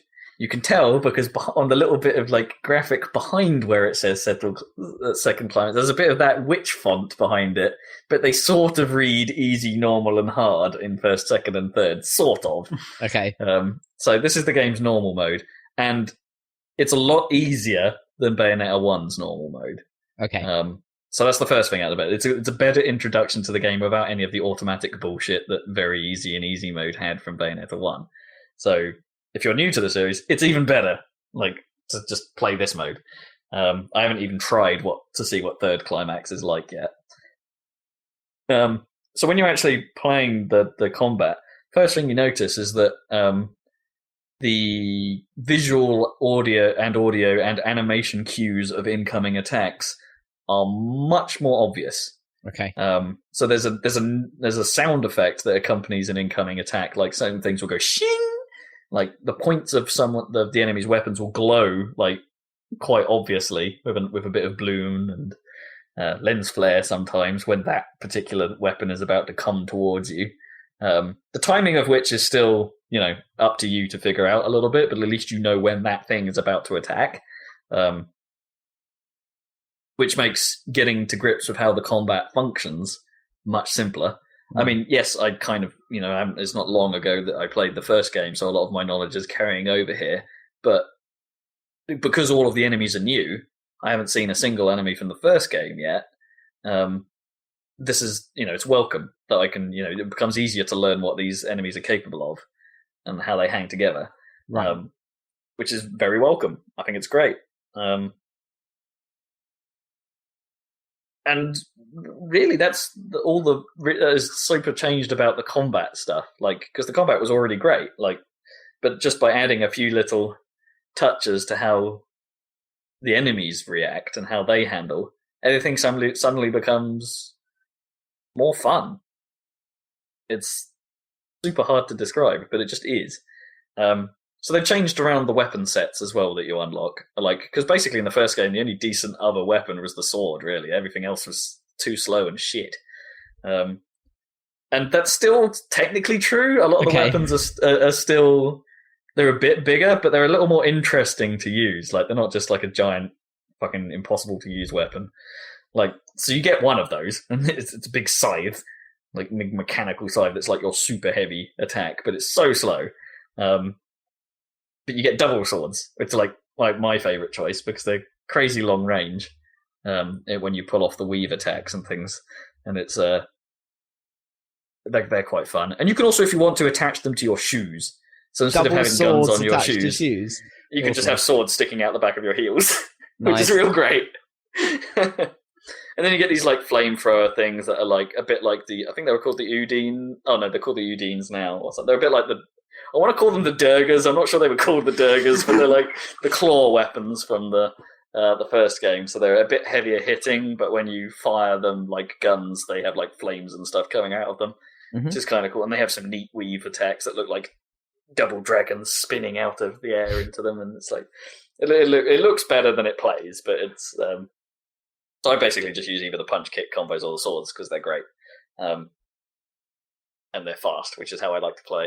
Be speedy, and it's just all of that is better, somehow indescribably better, and it's amplified by the fact that this game is obviously making use of the fact that the Wii U, well, I don't know, graphics and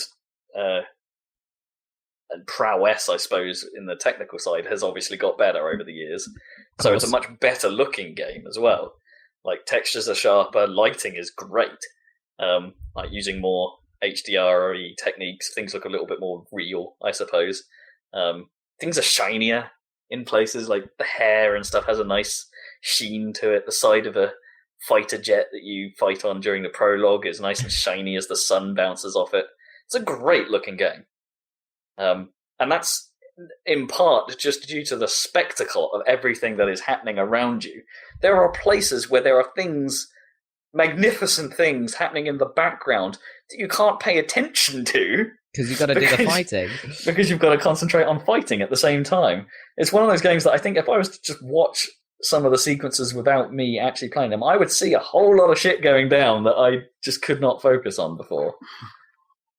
The case in point, I don't think this is particular spoilerific, but there's a section where two giant monsters, one of them is one of your Wicked Weave, like, I don't know, infernal things, are fighting in the background whilst you're having a fight with some dude in the foreground. And it's and sometimes, you know, certain actions of how your fight is going influences the fight in the background, and it's brilliant. But I can't pay attention to any of that shit. Too much to concentrate on in the foreground. God damn it. Yeah. It's just great. Like, so other annoyances that have disappeared. Mid cutscene QuickTime events, they seem gone. Because they were bullshit in the first game. Yeah. It's like, I've been watching the sequence of ages. Oh my god, something's coming out. Quick, press B or die. Yeah, that's yeah, they're gone. Yeah. Delete. You start with a few more abilities at the start of the game now. So you have your beast form for running and stuff. So getting around the environmental stuff is a bit easier. Mm-hmm. The Alfheims are back, but now they're called like the Muppelheims, I want to say, or the Muffleheims. And those challenges are much better paced in that, you know, they start off simpler and start ramping up in difficulty and are a bit more easy to understand what they're actually asking of you sometimes. Like, there were some ones from the Alfheim for the first game that were like, okay, the limited punch and kick combo ones were quite irritating. Like, they're interesting because they taught you to use like how to effectively use the guns at the end of your attacks to deal more damage. In you know, without necessarily needing more input from you. Right. But they were, man, like, I encountered, that was like the first one I encountered, I think. The first Alfheim I encountered was one of those challenges. And it took me a friggin' age to figure it out. So in this, they're better paced and they start off easy and they're getting harder as they go along. So they still, so other presentation-y things, they still have those like weird, like motion comic segments. Oh yeah, that I'm not sure I really liked, and I'm not sure I'm not sure I really like. Sure. From the first game, it's not my. They because there are places where they can obviously do cutscenes, so why not just do cutscenes? Right. Than this weird stuff. I mean, it's no longer presented in that annoyingly flickery, like film strip style that they had them before. It's like the things just happen in the face of a clock, and the clock hands sweep over. To change the image that's being shown, and it's much less irritating on the eyes. But still, could just have cutscenes. Yeah, why not just have a cutscene? It's like you're good at them. Good at them given Bayonetta being Bayonetta, you know. Big, yeah. Its own self.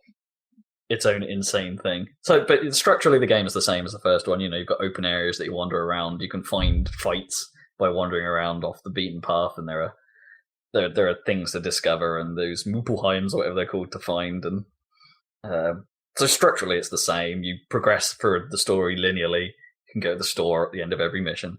I don't think the map's as good as the first one. The map had that cool little animation saying, "Hey, you're going to this place now."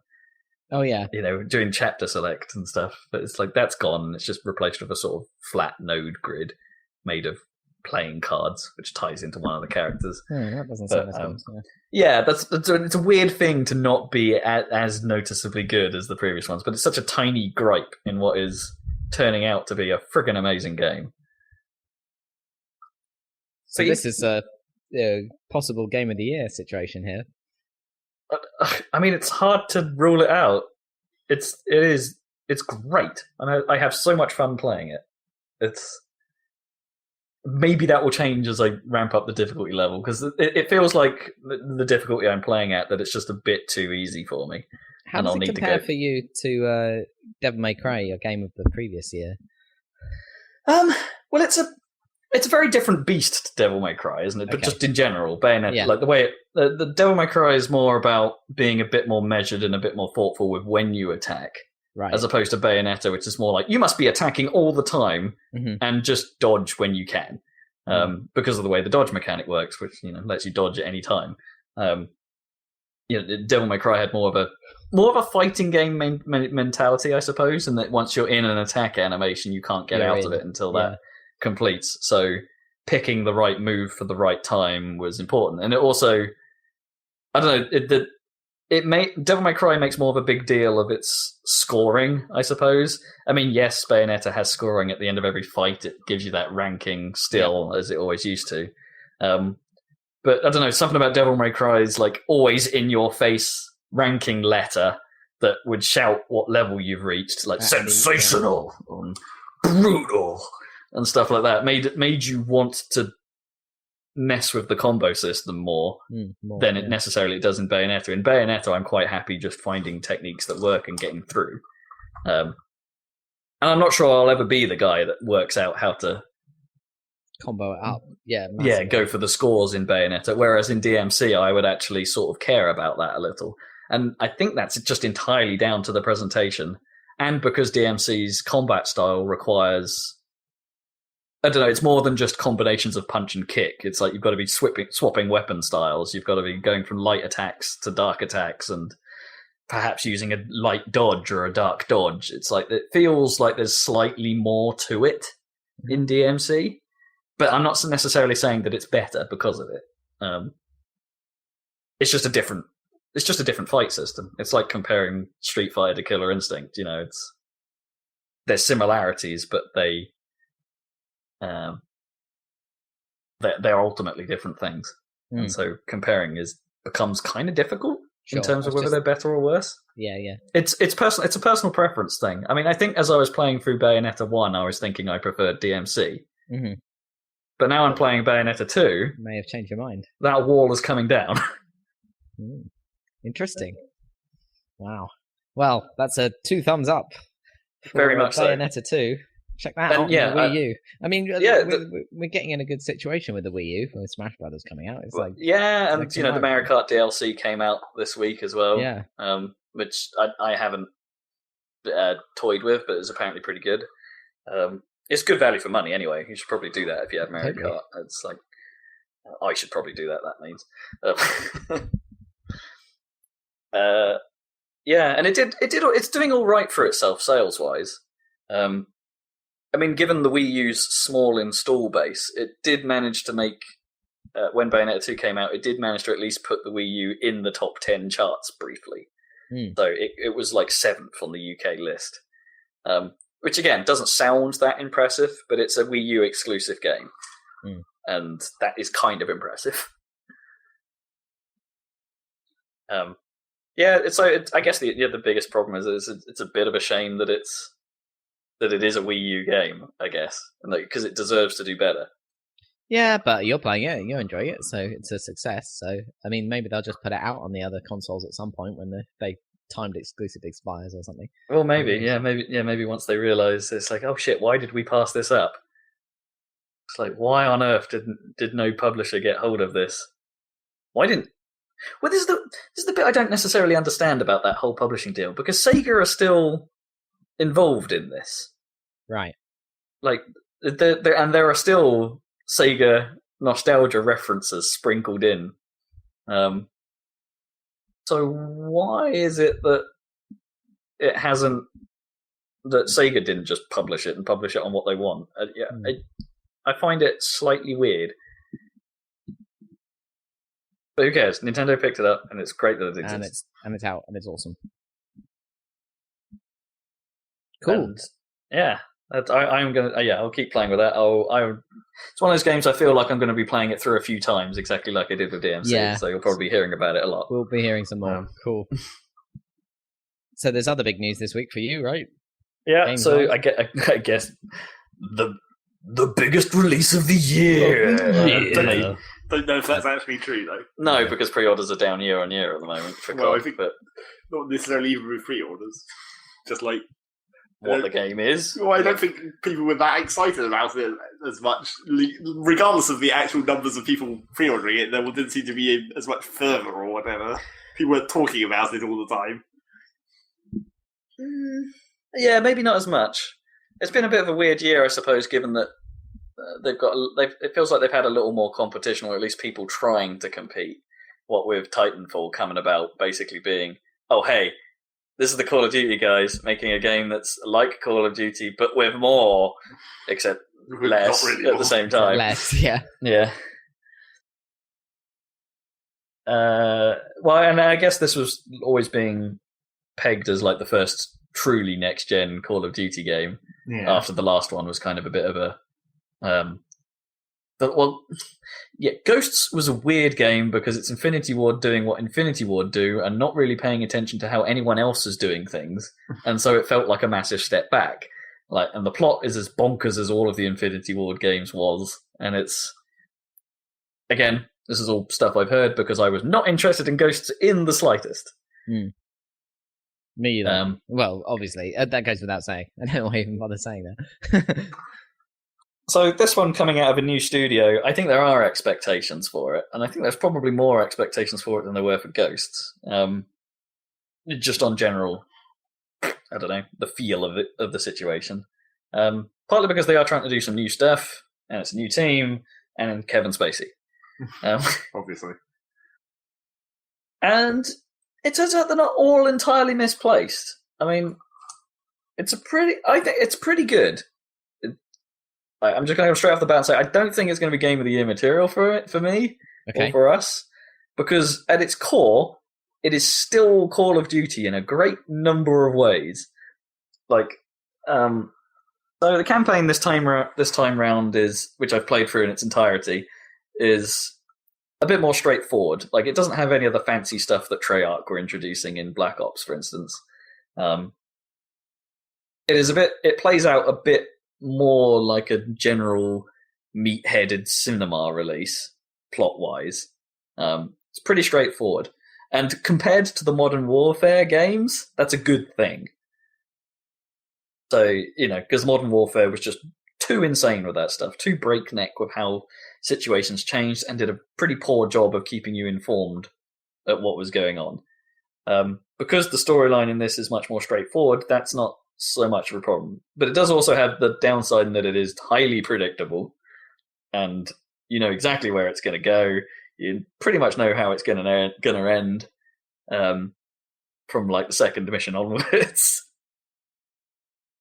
But I still prefer it to Modern Warfare 2's story. I'm guessing the guy running the private military corporation might turn out to be a bad guy at some point. Maybe. I don't know. I'm just throwing it out there. I mean, Kevin Spacey, man. Just look at his track record. Yeah, exactly. He's Kaiser Sose. Spoiler alert. Shh.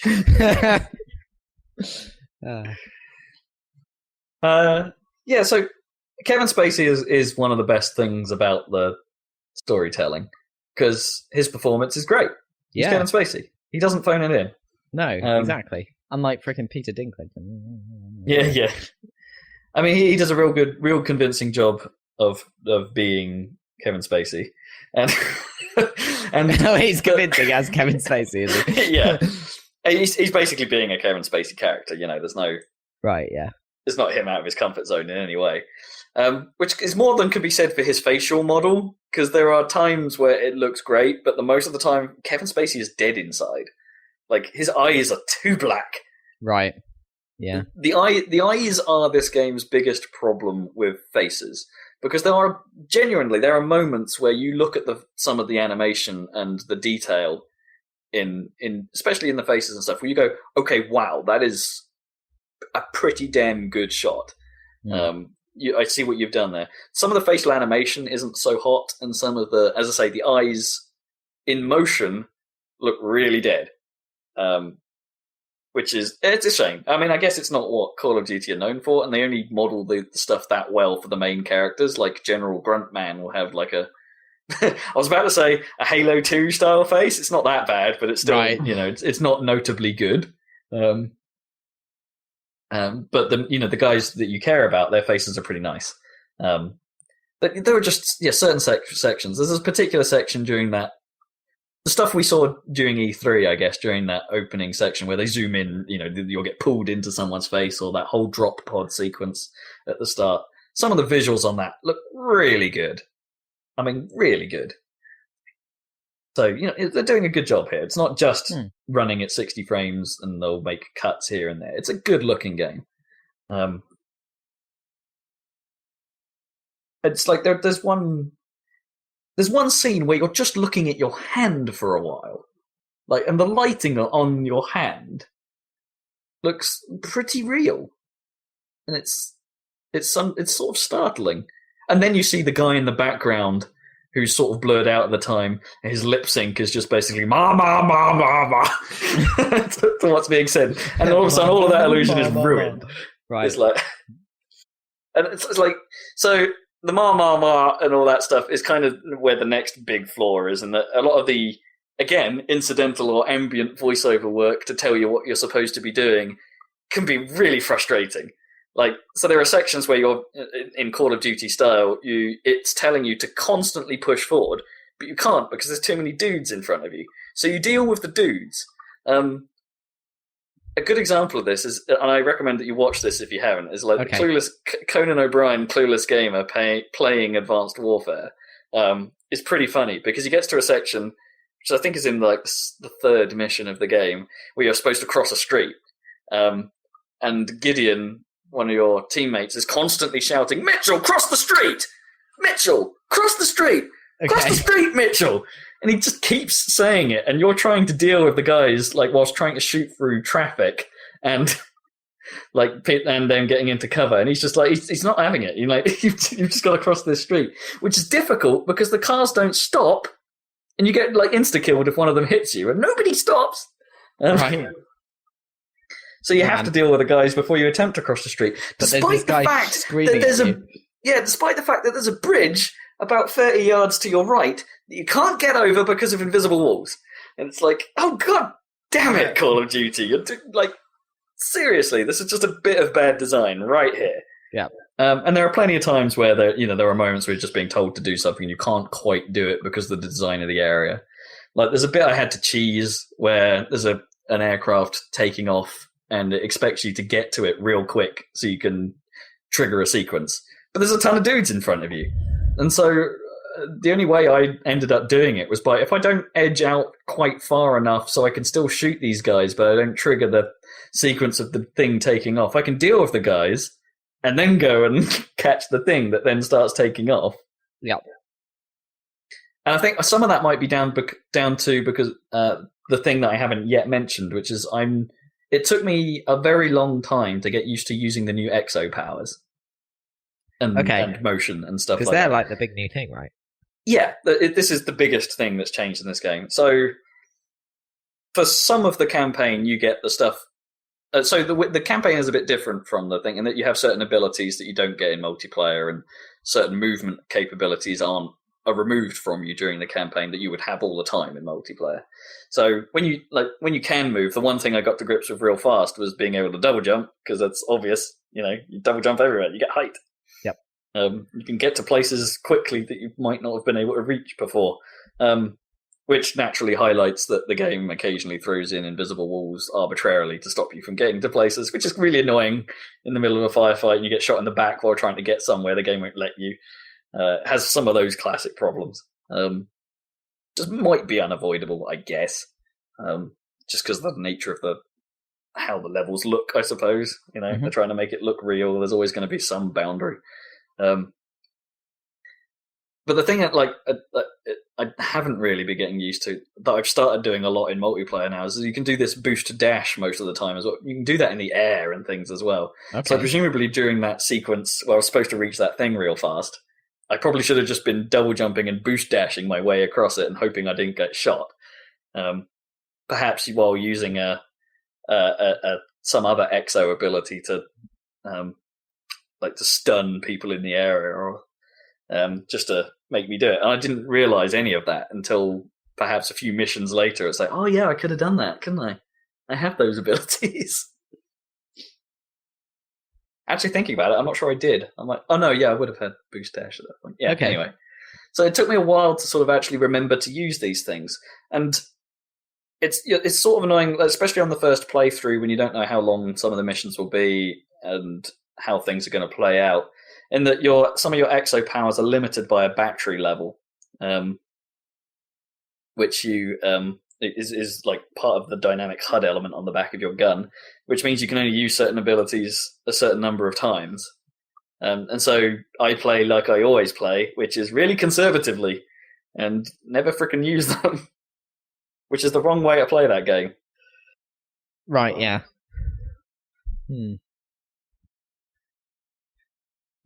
So, and it occasionally suffers from classic Call of Duty problems where I couldn't possibly have known where that guy was, and he's just shot me a couple of times in the face, and I've died immediately. So I'm going to have to go back a reasonable distance to try most of this sequence again, and remember that person was there somewhere.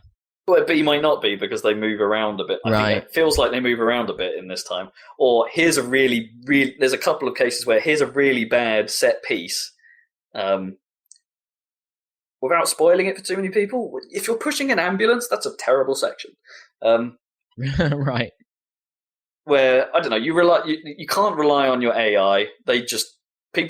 Enemies will just run past them half the time. Like, people you think, okay, they're covering the left flank, that means I can go right and not have to worry about the left. But the guy will just run past your teammates, no problem at all, and shoot you in the back. Right. There are problems like that. You should rely on this crack team of soldiers.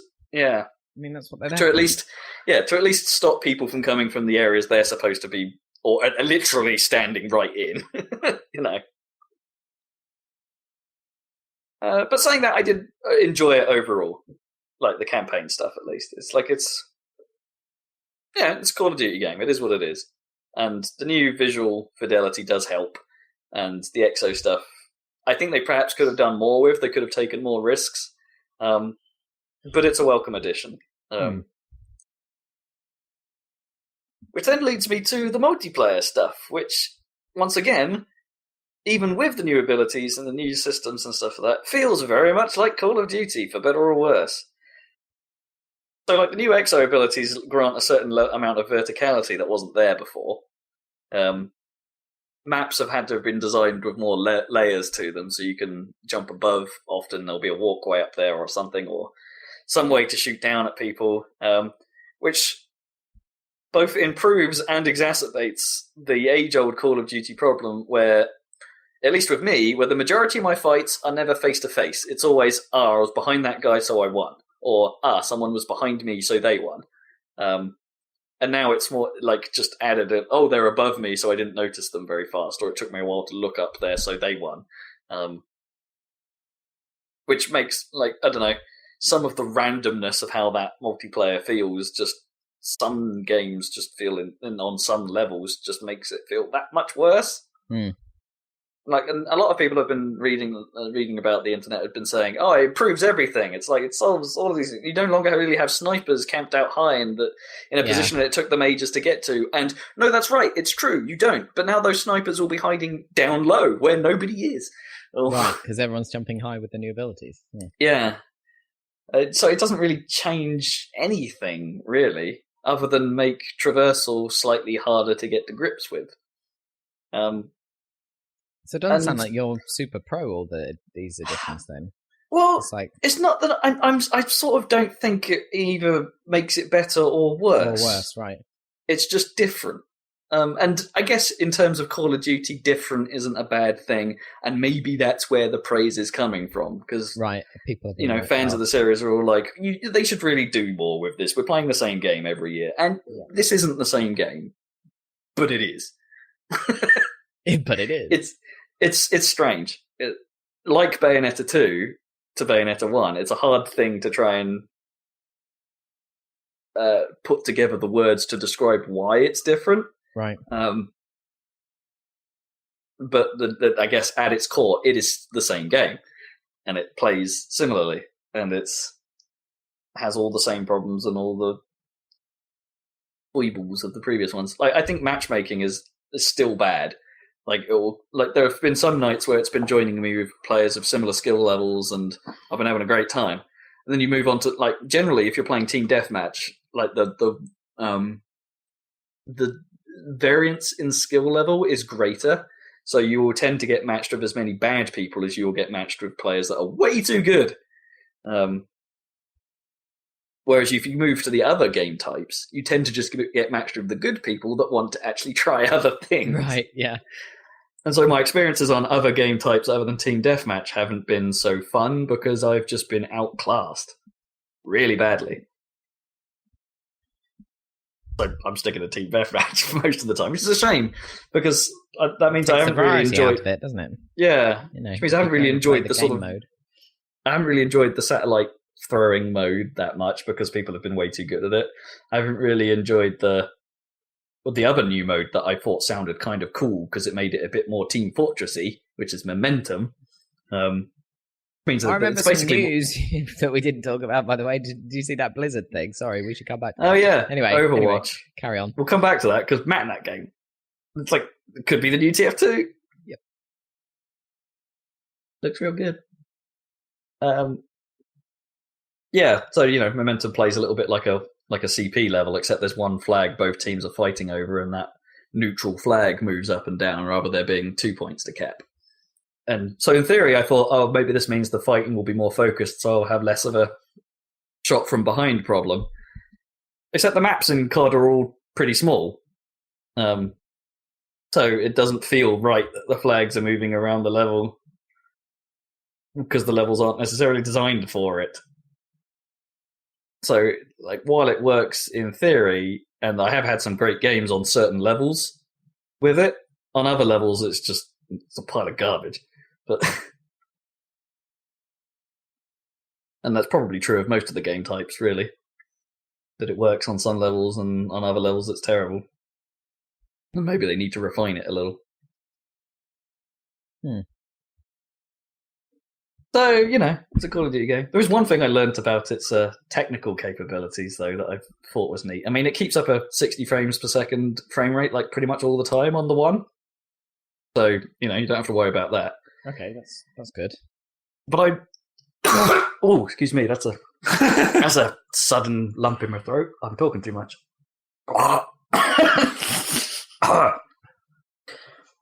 They do, on the fly, horizontal resolution scaling.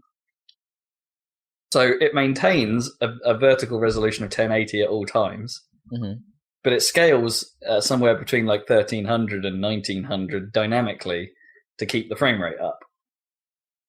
And it's hard to notice.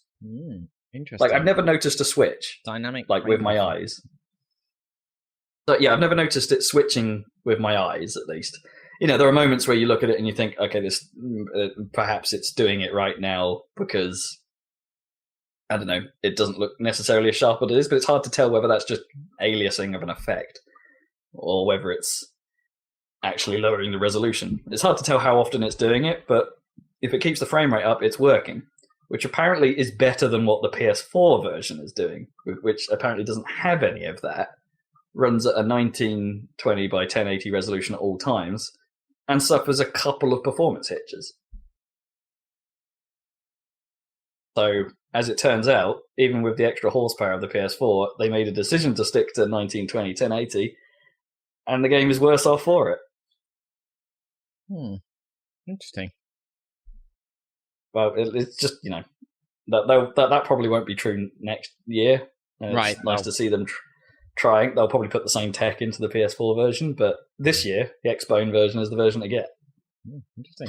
Well, okay. It's always the Xbone version is the version to get. Because Xbox Live and people. I don't know, maybe it's not. For someone like me, maybe getting the PlayStation version works out because maybe they're not so hardcore over there. Maybe. Then you'd have to use a PlayStation controller. Would that make it more difficult or not? Oh man, we discovered a problem with the PS4 controller. Really? We were playing Towerfall with the Cambridge guys a couple of weeks ago, and one of us kept falling off the left stick, getting too enthusiastic, and his thumb would fall off the left stick.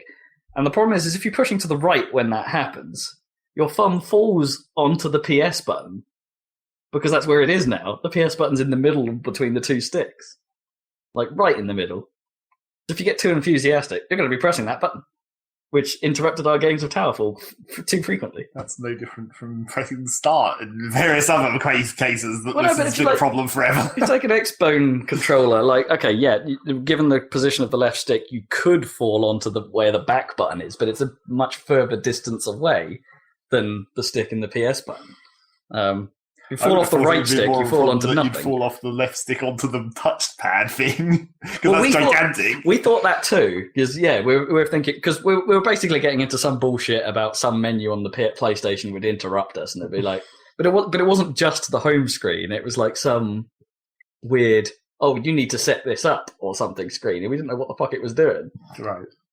And I think it's because we were all playing as guests. And then one of the guests is pressing the PS button. It's like, you want to access your menu? And it's like, you need to set this up and stuff. And it's like, no, we don't fucking want to do any of that. We just want to play Towerfall. So, okay. As comfortable as that controller is, maybe in extreme circumstances, it's not as, still maybe not quite as good as the Bone. I don't know. Personal preference thing. Just anecdotal. I need to stop talking. My throat's hurting. Apparently. Zach. What have you been How much playing, longer we got? 5 minutes. Oh, jeez. Sorry. No. Okay, good. We've got like 20 minutes probably. Right? Well, Dan's the one who has to leave, so his decision is actually important this week. It's... We don't just ignore the alarm like we usually do. No, the alarm is key. Go ahead. Well, last week, the first week of these 2 weeks, I went back into Space Engineers. They'd still been continuing to do like their weekly Thursday update, but for some reason the thing that caused me to go back in is when they stopped adding new stuff and went to bug fixes. I don't know why I was suddenly attracted by that, where it's like, they're doing bug fixes, I better go back in there. I guess it's because they weren't going to introduce any new stuff, so I could have like a period of stability where it's like they're not going to change anything of how the game works apart from fixing things. Yeah, that makes some sense. Maybe. I don't know. Or maybe I'm just some crazy person. Or maybe it was just because I happened to look at the news on one day where I was feeling space engineering.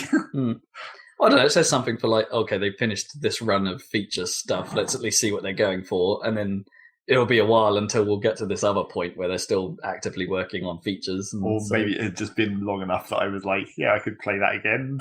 Yeah. I could do some stuff. I think there's some logic to that. So I went back into that for a while and started over as I always do in these kind of cases. Yep.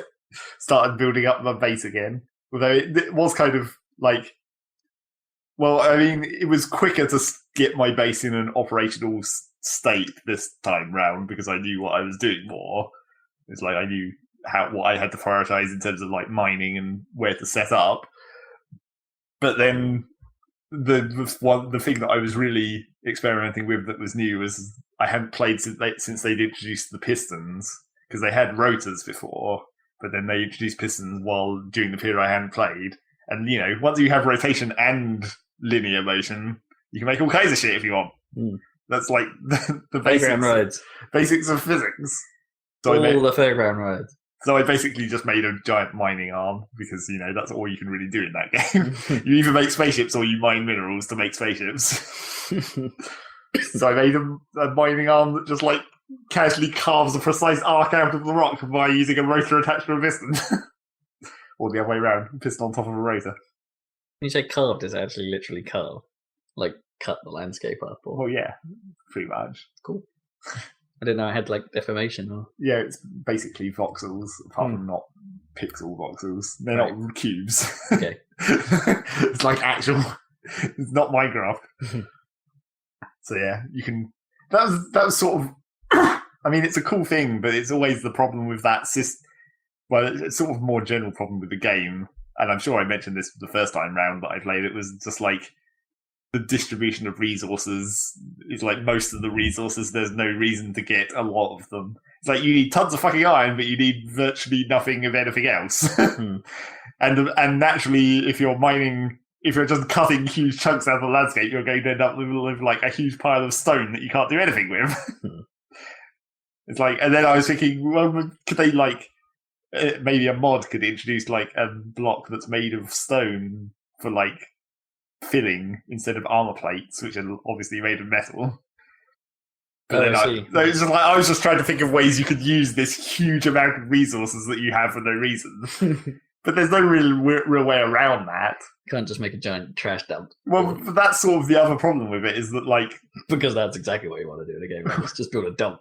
Well, it's because there's no penalty either. It's like, I could just, like, open the hatch and shit it into space and it would just go away. It's like there's no actual, like, disadvantage to doing that. It's like you don't need it for anything, so there's no reason to keep it. Just chuck it out into space, and because it's space, it'll just go. Unless what you're doing is secretly creating levels for Cargo Commander. Like, if only you could. Well, I guess you can build things that complex if you wanted, with gravity and everything.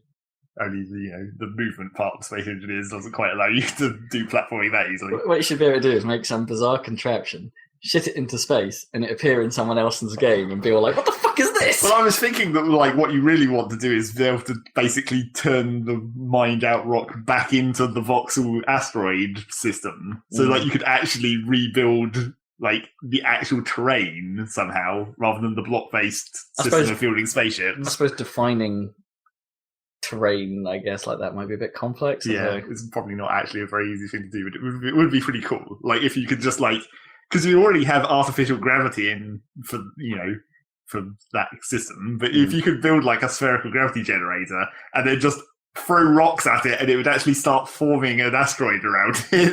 Yeah, that could be neat. That would be awesome. Or you could, and they'd orbit for a bit. Yeah. And, like, have to form. That'd be awesome.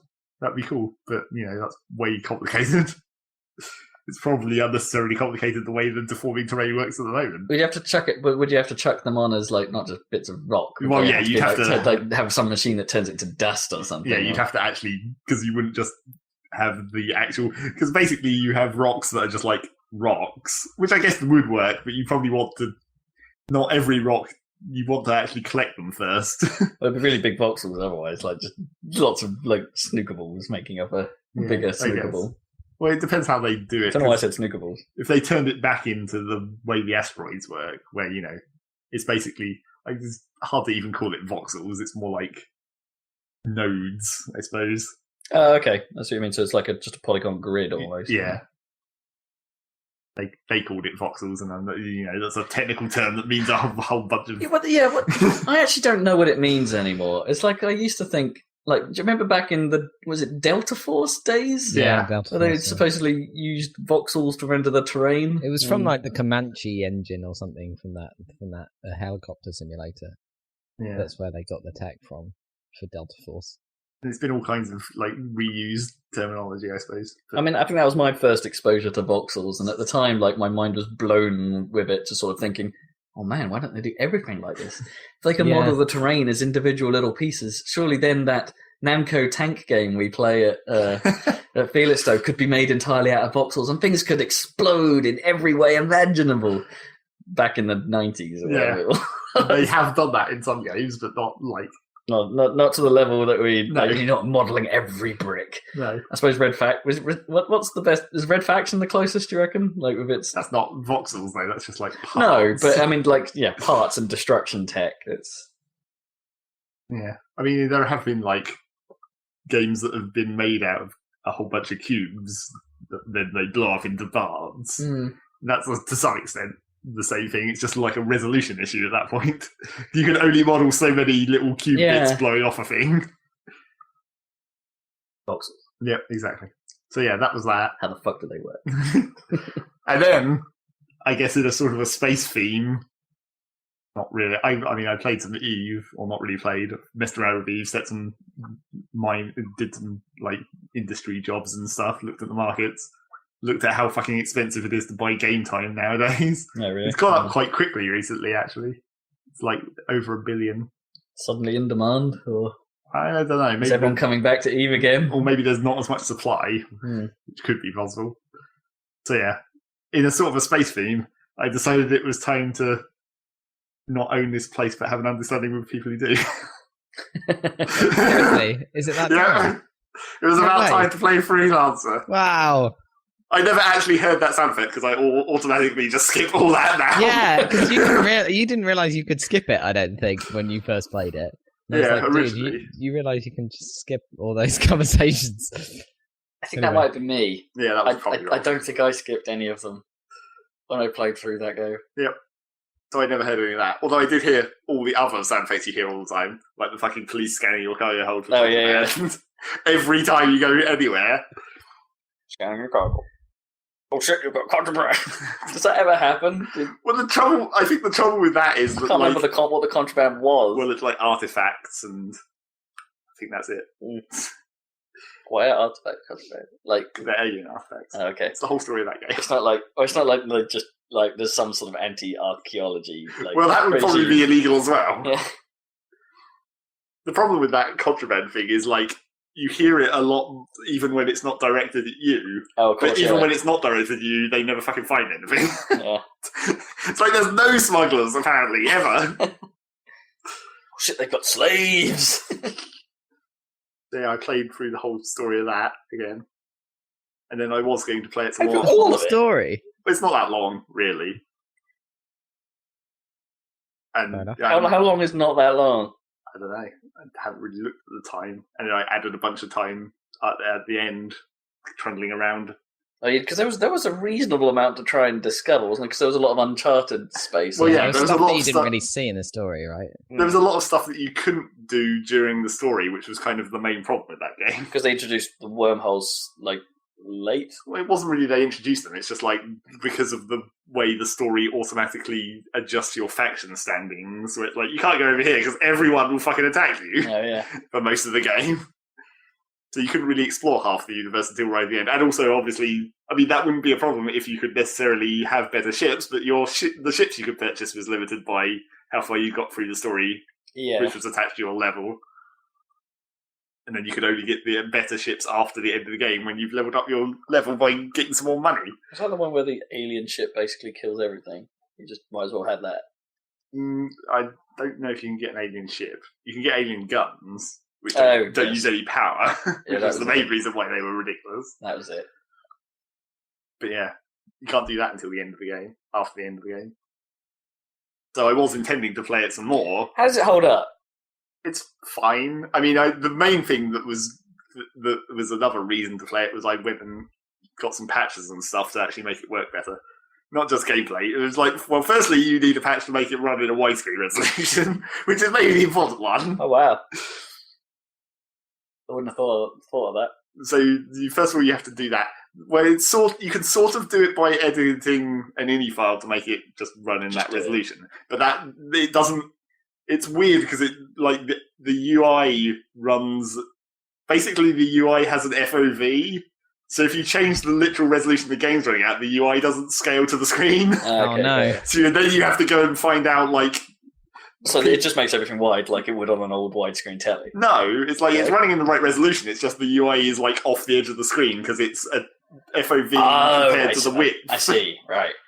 So then you have to go look up, people have calculated what the actual FOV value you have to put into the FOV of the UI to actually make it fit on the widescreen. For the resolution you want to run at. Yeah. Okay.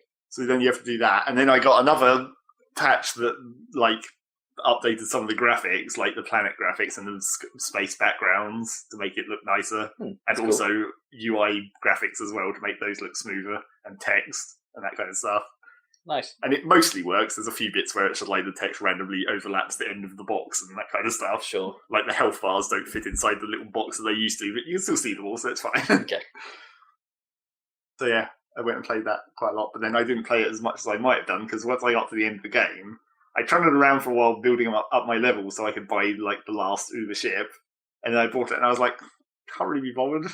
It's that was the problem Freelancer had in general. Well, it was the whole problem with the game where it's the storyline constrained you in what you could get, but then after the end of the storyline, apart from discovering things, there wasn't really anything to do, and the discovering of things wasn't even that interesting, really. And the side missions weren't nearly varied enough. Well, they weren't really side missions, they were just missions. And they were all just go here and shoot a thing, because that was all there was to that game. Oh, yeah, because when I say side missions, anything that wasn't a story mission. Yeah. And then, so the exploration of one of the problems of the the post-game exploration is that you're going into places where there aren't trade lanes, and you fly so slow. It's like, even with your cruise engines, it's like, oh, that thing is 60 kilometers away. Well, that's going to be like a 5-minute wait. Yeah, I remember those trade lanes now. And then having many a discussion, I think, about, like, none of this is possible, right? Because these trade lanes, like, can't be in a fixed position. The scale of the game is fucked anyway. Yeah. It's like, that planet is 10 kilometers away. That's not close to being correct. Yeah. I think they have a similar, like, I don't know, I think Elite Dangerous is going to have a lot of freelancer type stuff. I guess Freelancer had a lot of elite type stuff, so it makes sense. Basically. But it's got like a hyperspace mode for jumping between systems, but then I think it's got some kind of super cruise mode for like moving quickly. I mean, in the original Elite, you had hyperspace for getting system to system, but then you had jump for shortening the time, because you would hyperspace still some distance away from what you needed to get to. Well, that's what they did. And then you would jump, which would just accelerate your movement. But if something got too close to you, you would come out of jump and you'd have to deal with it. Well, that's what they did with like the X3 and all that, where they had time acceleration, where you could just turn up the speed. Yeah. I mean, I remember playing Elite 1 for far too long before I realised the jump function existed. Yeah. So I'd hyperspace to a system, look at the number of how fucking far away I was, set up a course, and sit back for ages, because it could take a friggin' age to reach places if you did it normally. Yeah. And then, like, oh shit, there's a red dot has suddenly appeared on my radar. I better go deal with that. I did that one time in Eve just for a laugh. Because in Eve, like, the distances are actually realistic, I suppose, ish, compared to the speed you're going. But then, so, like, one time I actually... This was before they made a lot of changes to the scanning, but one time I walked to, like, a planet, and in the directional scanner, I was like, oh, there's a random cargo container, which must be someone's, random anchored storage space. And just for a laugh one time, I was like, I wonder if I could get to it without, like, physically scanning it down by just using the directional scanner and, like, adjusting the angle to narrow which direction it is and then just flying towards it. Although I didn't really do that in, like, real time, because it was so far. I was just like, well, this is going to take about 12 hours. Well, I guess I'll just set my ship going and just leave it overnight and see if I get there. And I did. It totally worked. And then even weirder, like the cargo container, when I actually got to it and looked at it, it was actually someone I knew in the game's cargo container. And I was like, that's the most weird coincidence ever. The random cargo container I happened to find at a random planet was someone I actually knew. It's quite unlikely. Yep. That was dumb. So yeah, that's that. Freelancer. Freelancer, man. Oh, there's a tag I don't think we've had before. No, probably not. We must have talked about that before. Yeah, but not in like, probably not, to an extent of actually playing it that gets mentioned in this podcast tag. No. Cool. Yeah. That was that. That's insane. Awesome. It's not that insane. That's pretty insane. Surprisingly, it like works as well as it does. Probably. I mean, apart from there's no patches for it that apart from getting the resolution right, there's nothing technical that doesn't work with it. Right. Okay. Yeah. Nice. I mean, how old is it? Pretty old. Yeah. 2000 and something, but not much. Not early 2000 something. Not early 2000. No, I meant early 2000 something. Yeah. I remember playing that game and wondering what because it technically had a predecessor called Starlancer. Yeah. Which was a more story-focused thing without all but the it wasn't the same stuff. Universe, was it? Was it? No. No, I don't think so. It was a different game, but apparently. Yeah. Oh wow. So that's over 10 11 years old. Yeah. It feels like it should be longer. Like I don't know when. Like, it feels like that game is older than that. I don't know. It was definitely quite a long way past like X-Wing and all that type of stuff. Yeah, it was kind of. I remember thinking when it's the back end of the space sim, isn't it? Yeah, that maybe there'd be some space sims coming out, but there wasn't. Like, when was Free Space 2? Must have been earlier, right? Yeah, Free Space was. That's that was 99. Okay, so that's 5 years. Well, 4 years after Free Space 2, Freelancer. So it felt like, to me, it felt like there hadn't been space games for a while, and where did they all go? And I was like, yeah. And then Freelancer came on, and then there wasn't. And it was good.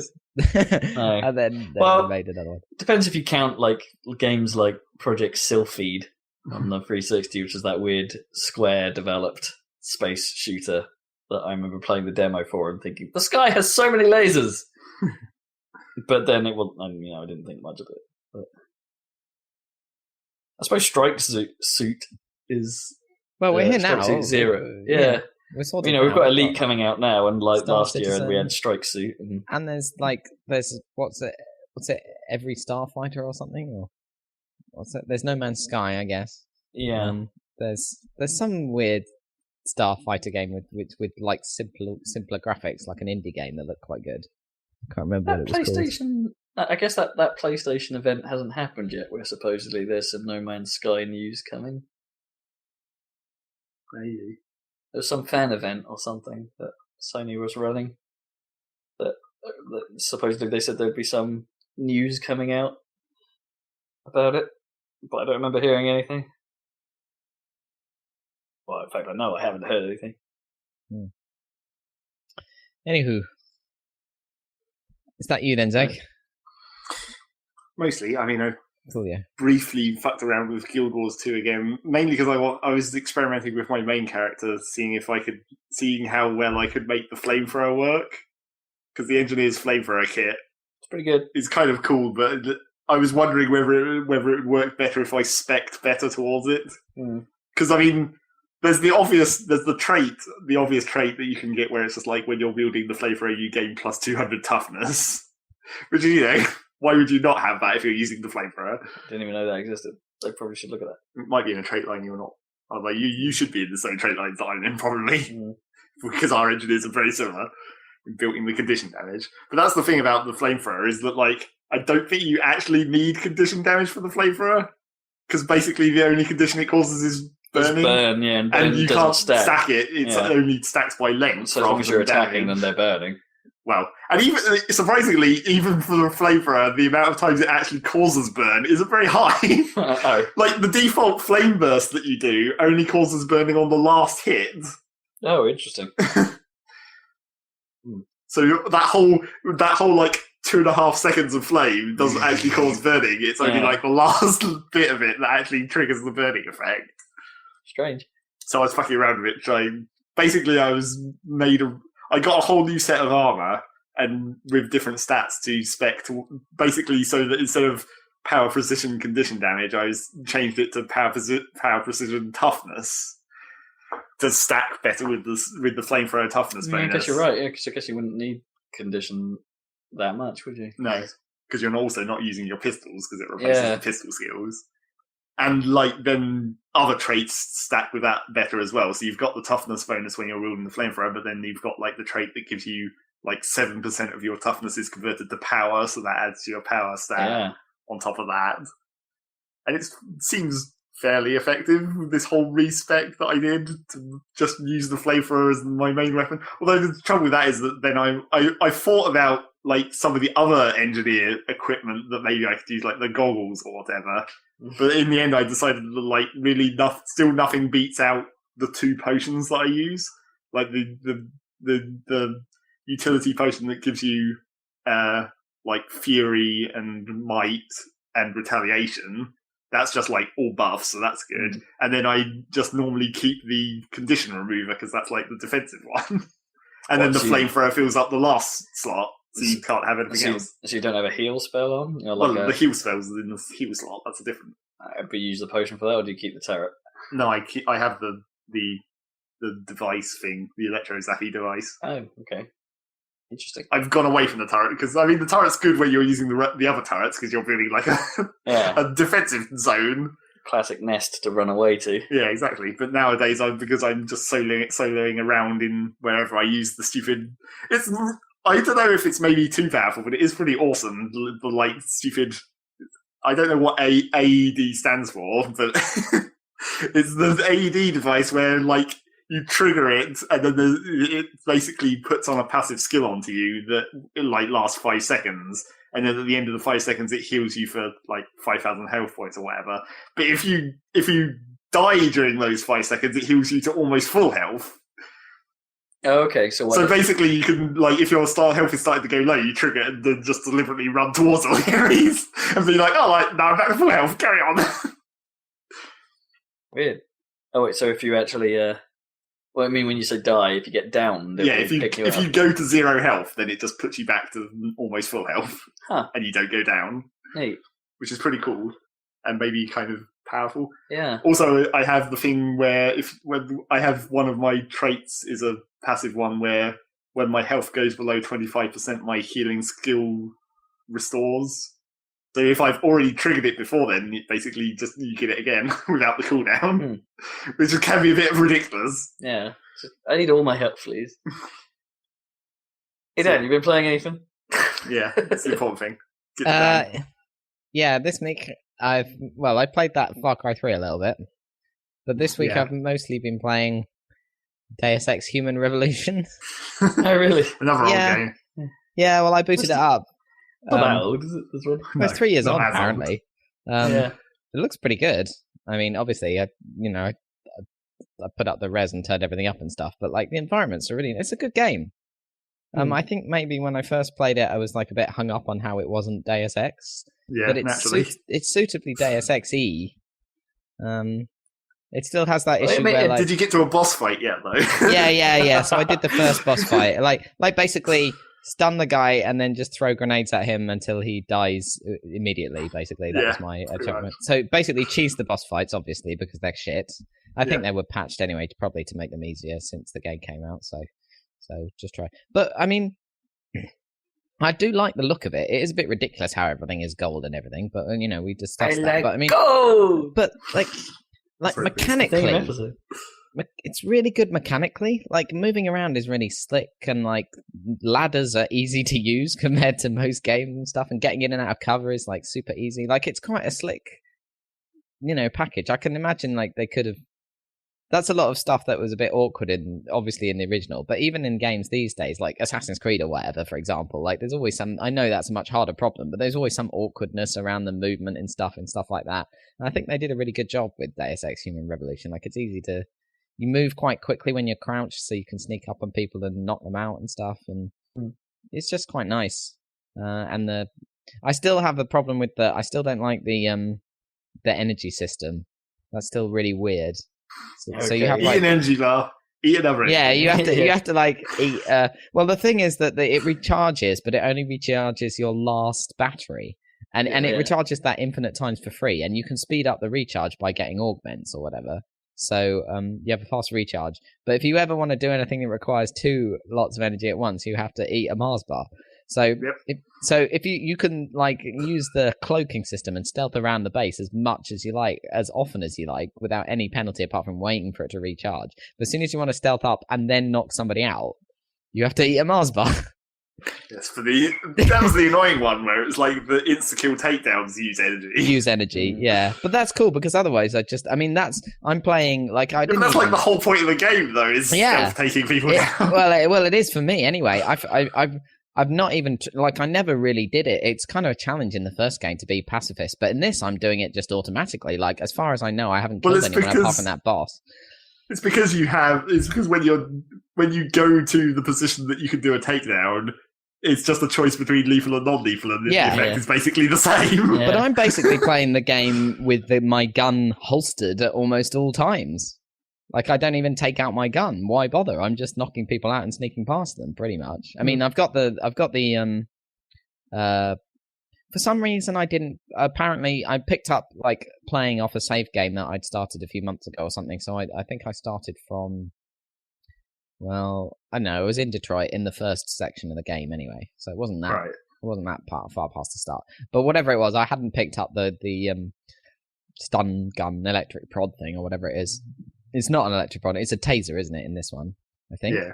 Anyway, I haven't got one of those for some reason. Now I've managed to pick up a PEPS thing, but the only main non-lethal gun I had is the tranquilizer rifle thing. Which thankfully isn't as dumb as Deus Ex Originals one. Yeah, so I'm using that. Well, I quite like the crossbow. Step. I like the crossbow in... I use that all the time, the trank crossbow in the mini crossbow, right? That was cool. It was like effective, but it was still dumb. It was dumb, yeah, but a lot about the original Deus Ex was dumb. There's a lot about this that's dumb, but it's like, I mean, my problem with this was in comparison with if you're comparing it to the original, like, the original was, like, really, it was really long, and it had loads of areas, and, like, the plot was really convoluted, and it had, like, a million different things going on. like, and different characters and different like conspiracies. Whereas this is like very streamlined. There's basically like one conspiracy and there's like one issue, which is augmentations, basically. Yeah. Like there's not much in comparison. It's just, and it just doesn't feel as good, and I don't really care about the characters as much as the original game. But that, you know, if you ignore that and like don't worry too much about story stuff, then it's pretty slick, and I like the Hengsha, you know, area and stuff, and it's quite. I mean, it's a bit of a shame that you go back there and it reuses the areas, but they're so well made that like. Like that is a kind of problem with modern games in general, I guess. Like the original Deus Ex, you do revisit some areas, but there's so many freaking areas. That game is huge, and those areas are really badly made, really, in some place. I mean, they're really plain, and some of the geometry is like really weird. Well, yeah, I guess they kind of had to be. Yeah, but anyway, so I don't know why I can keep comparing it to the original, but I like this game. It's good. I'm quite enjoying it. I felt like going back and playing it. You almost have to come at this new one, don't you, with the thought that, okay, it's not the same people, it's not the same game, it's a different vision of the ideas. Exactly.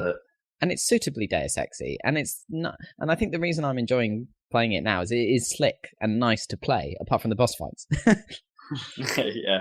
I mean, the enemy AI is dumb as hell. So if you're trying to play it as a shooter, I think I was reading back the reviews and stuff. I wanted to see what Jeff Gersman said about it, and he obviously played it fully lethal shooter style, and of course it's not exactly Call of Duty, you know.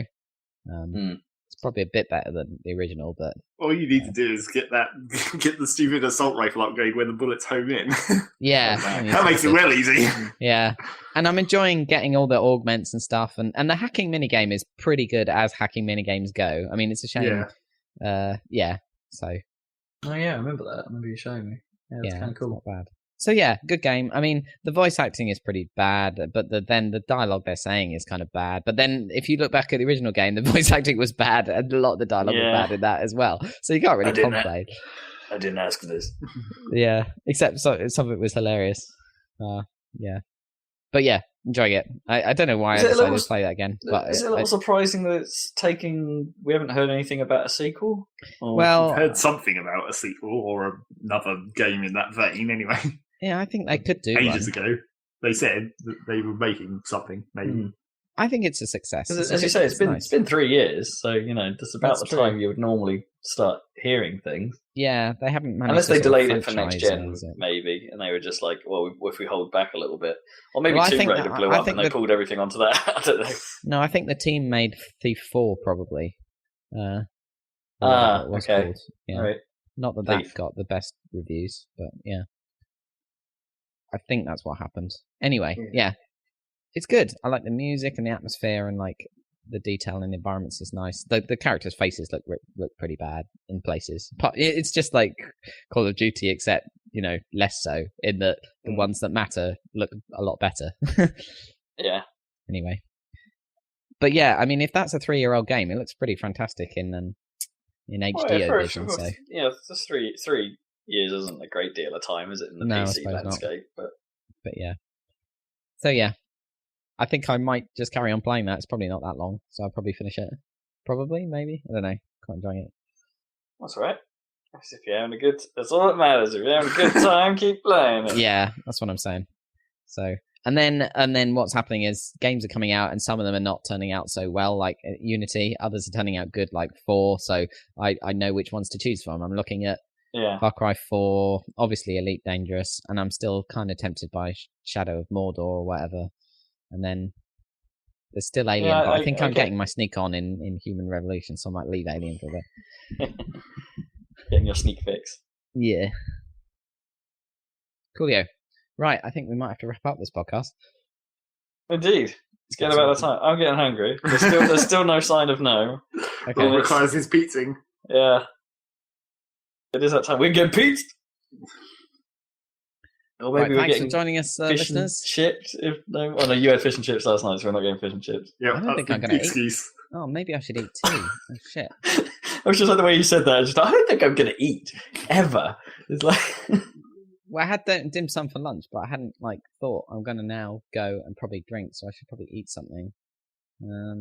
Yeah. Eat a bag of rice. Yeah, a whole bunch of bread. Yeah. Probably. Whole bunch of bread. Okay, cool. Okay, thanks for joining us, listeners. Catch you next time on the Saladcast. More about various games, including Call of Duty. Right then, bye-bye. Bye. Bye.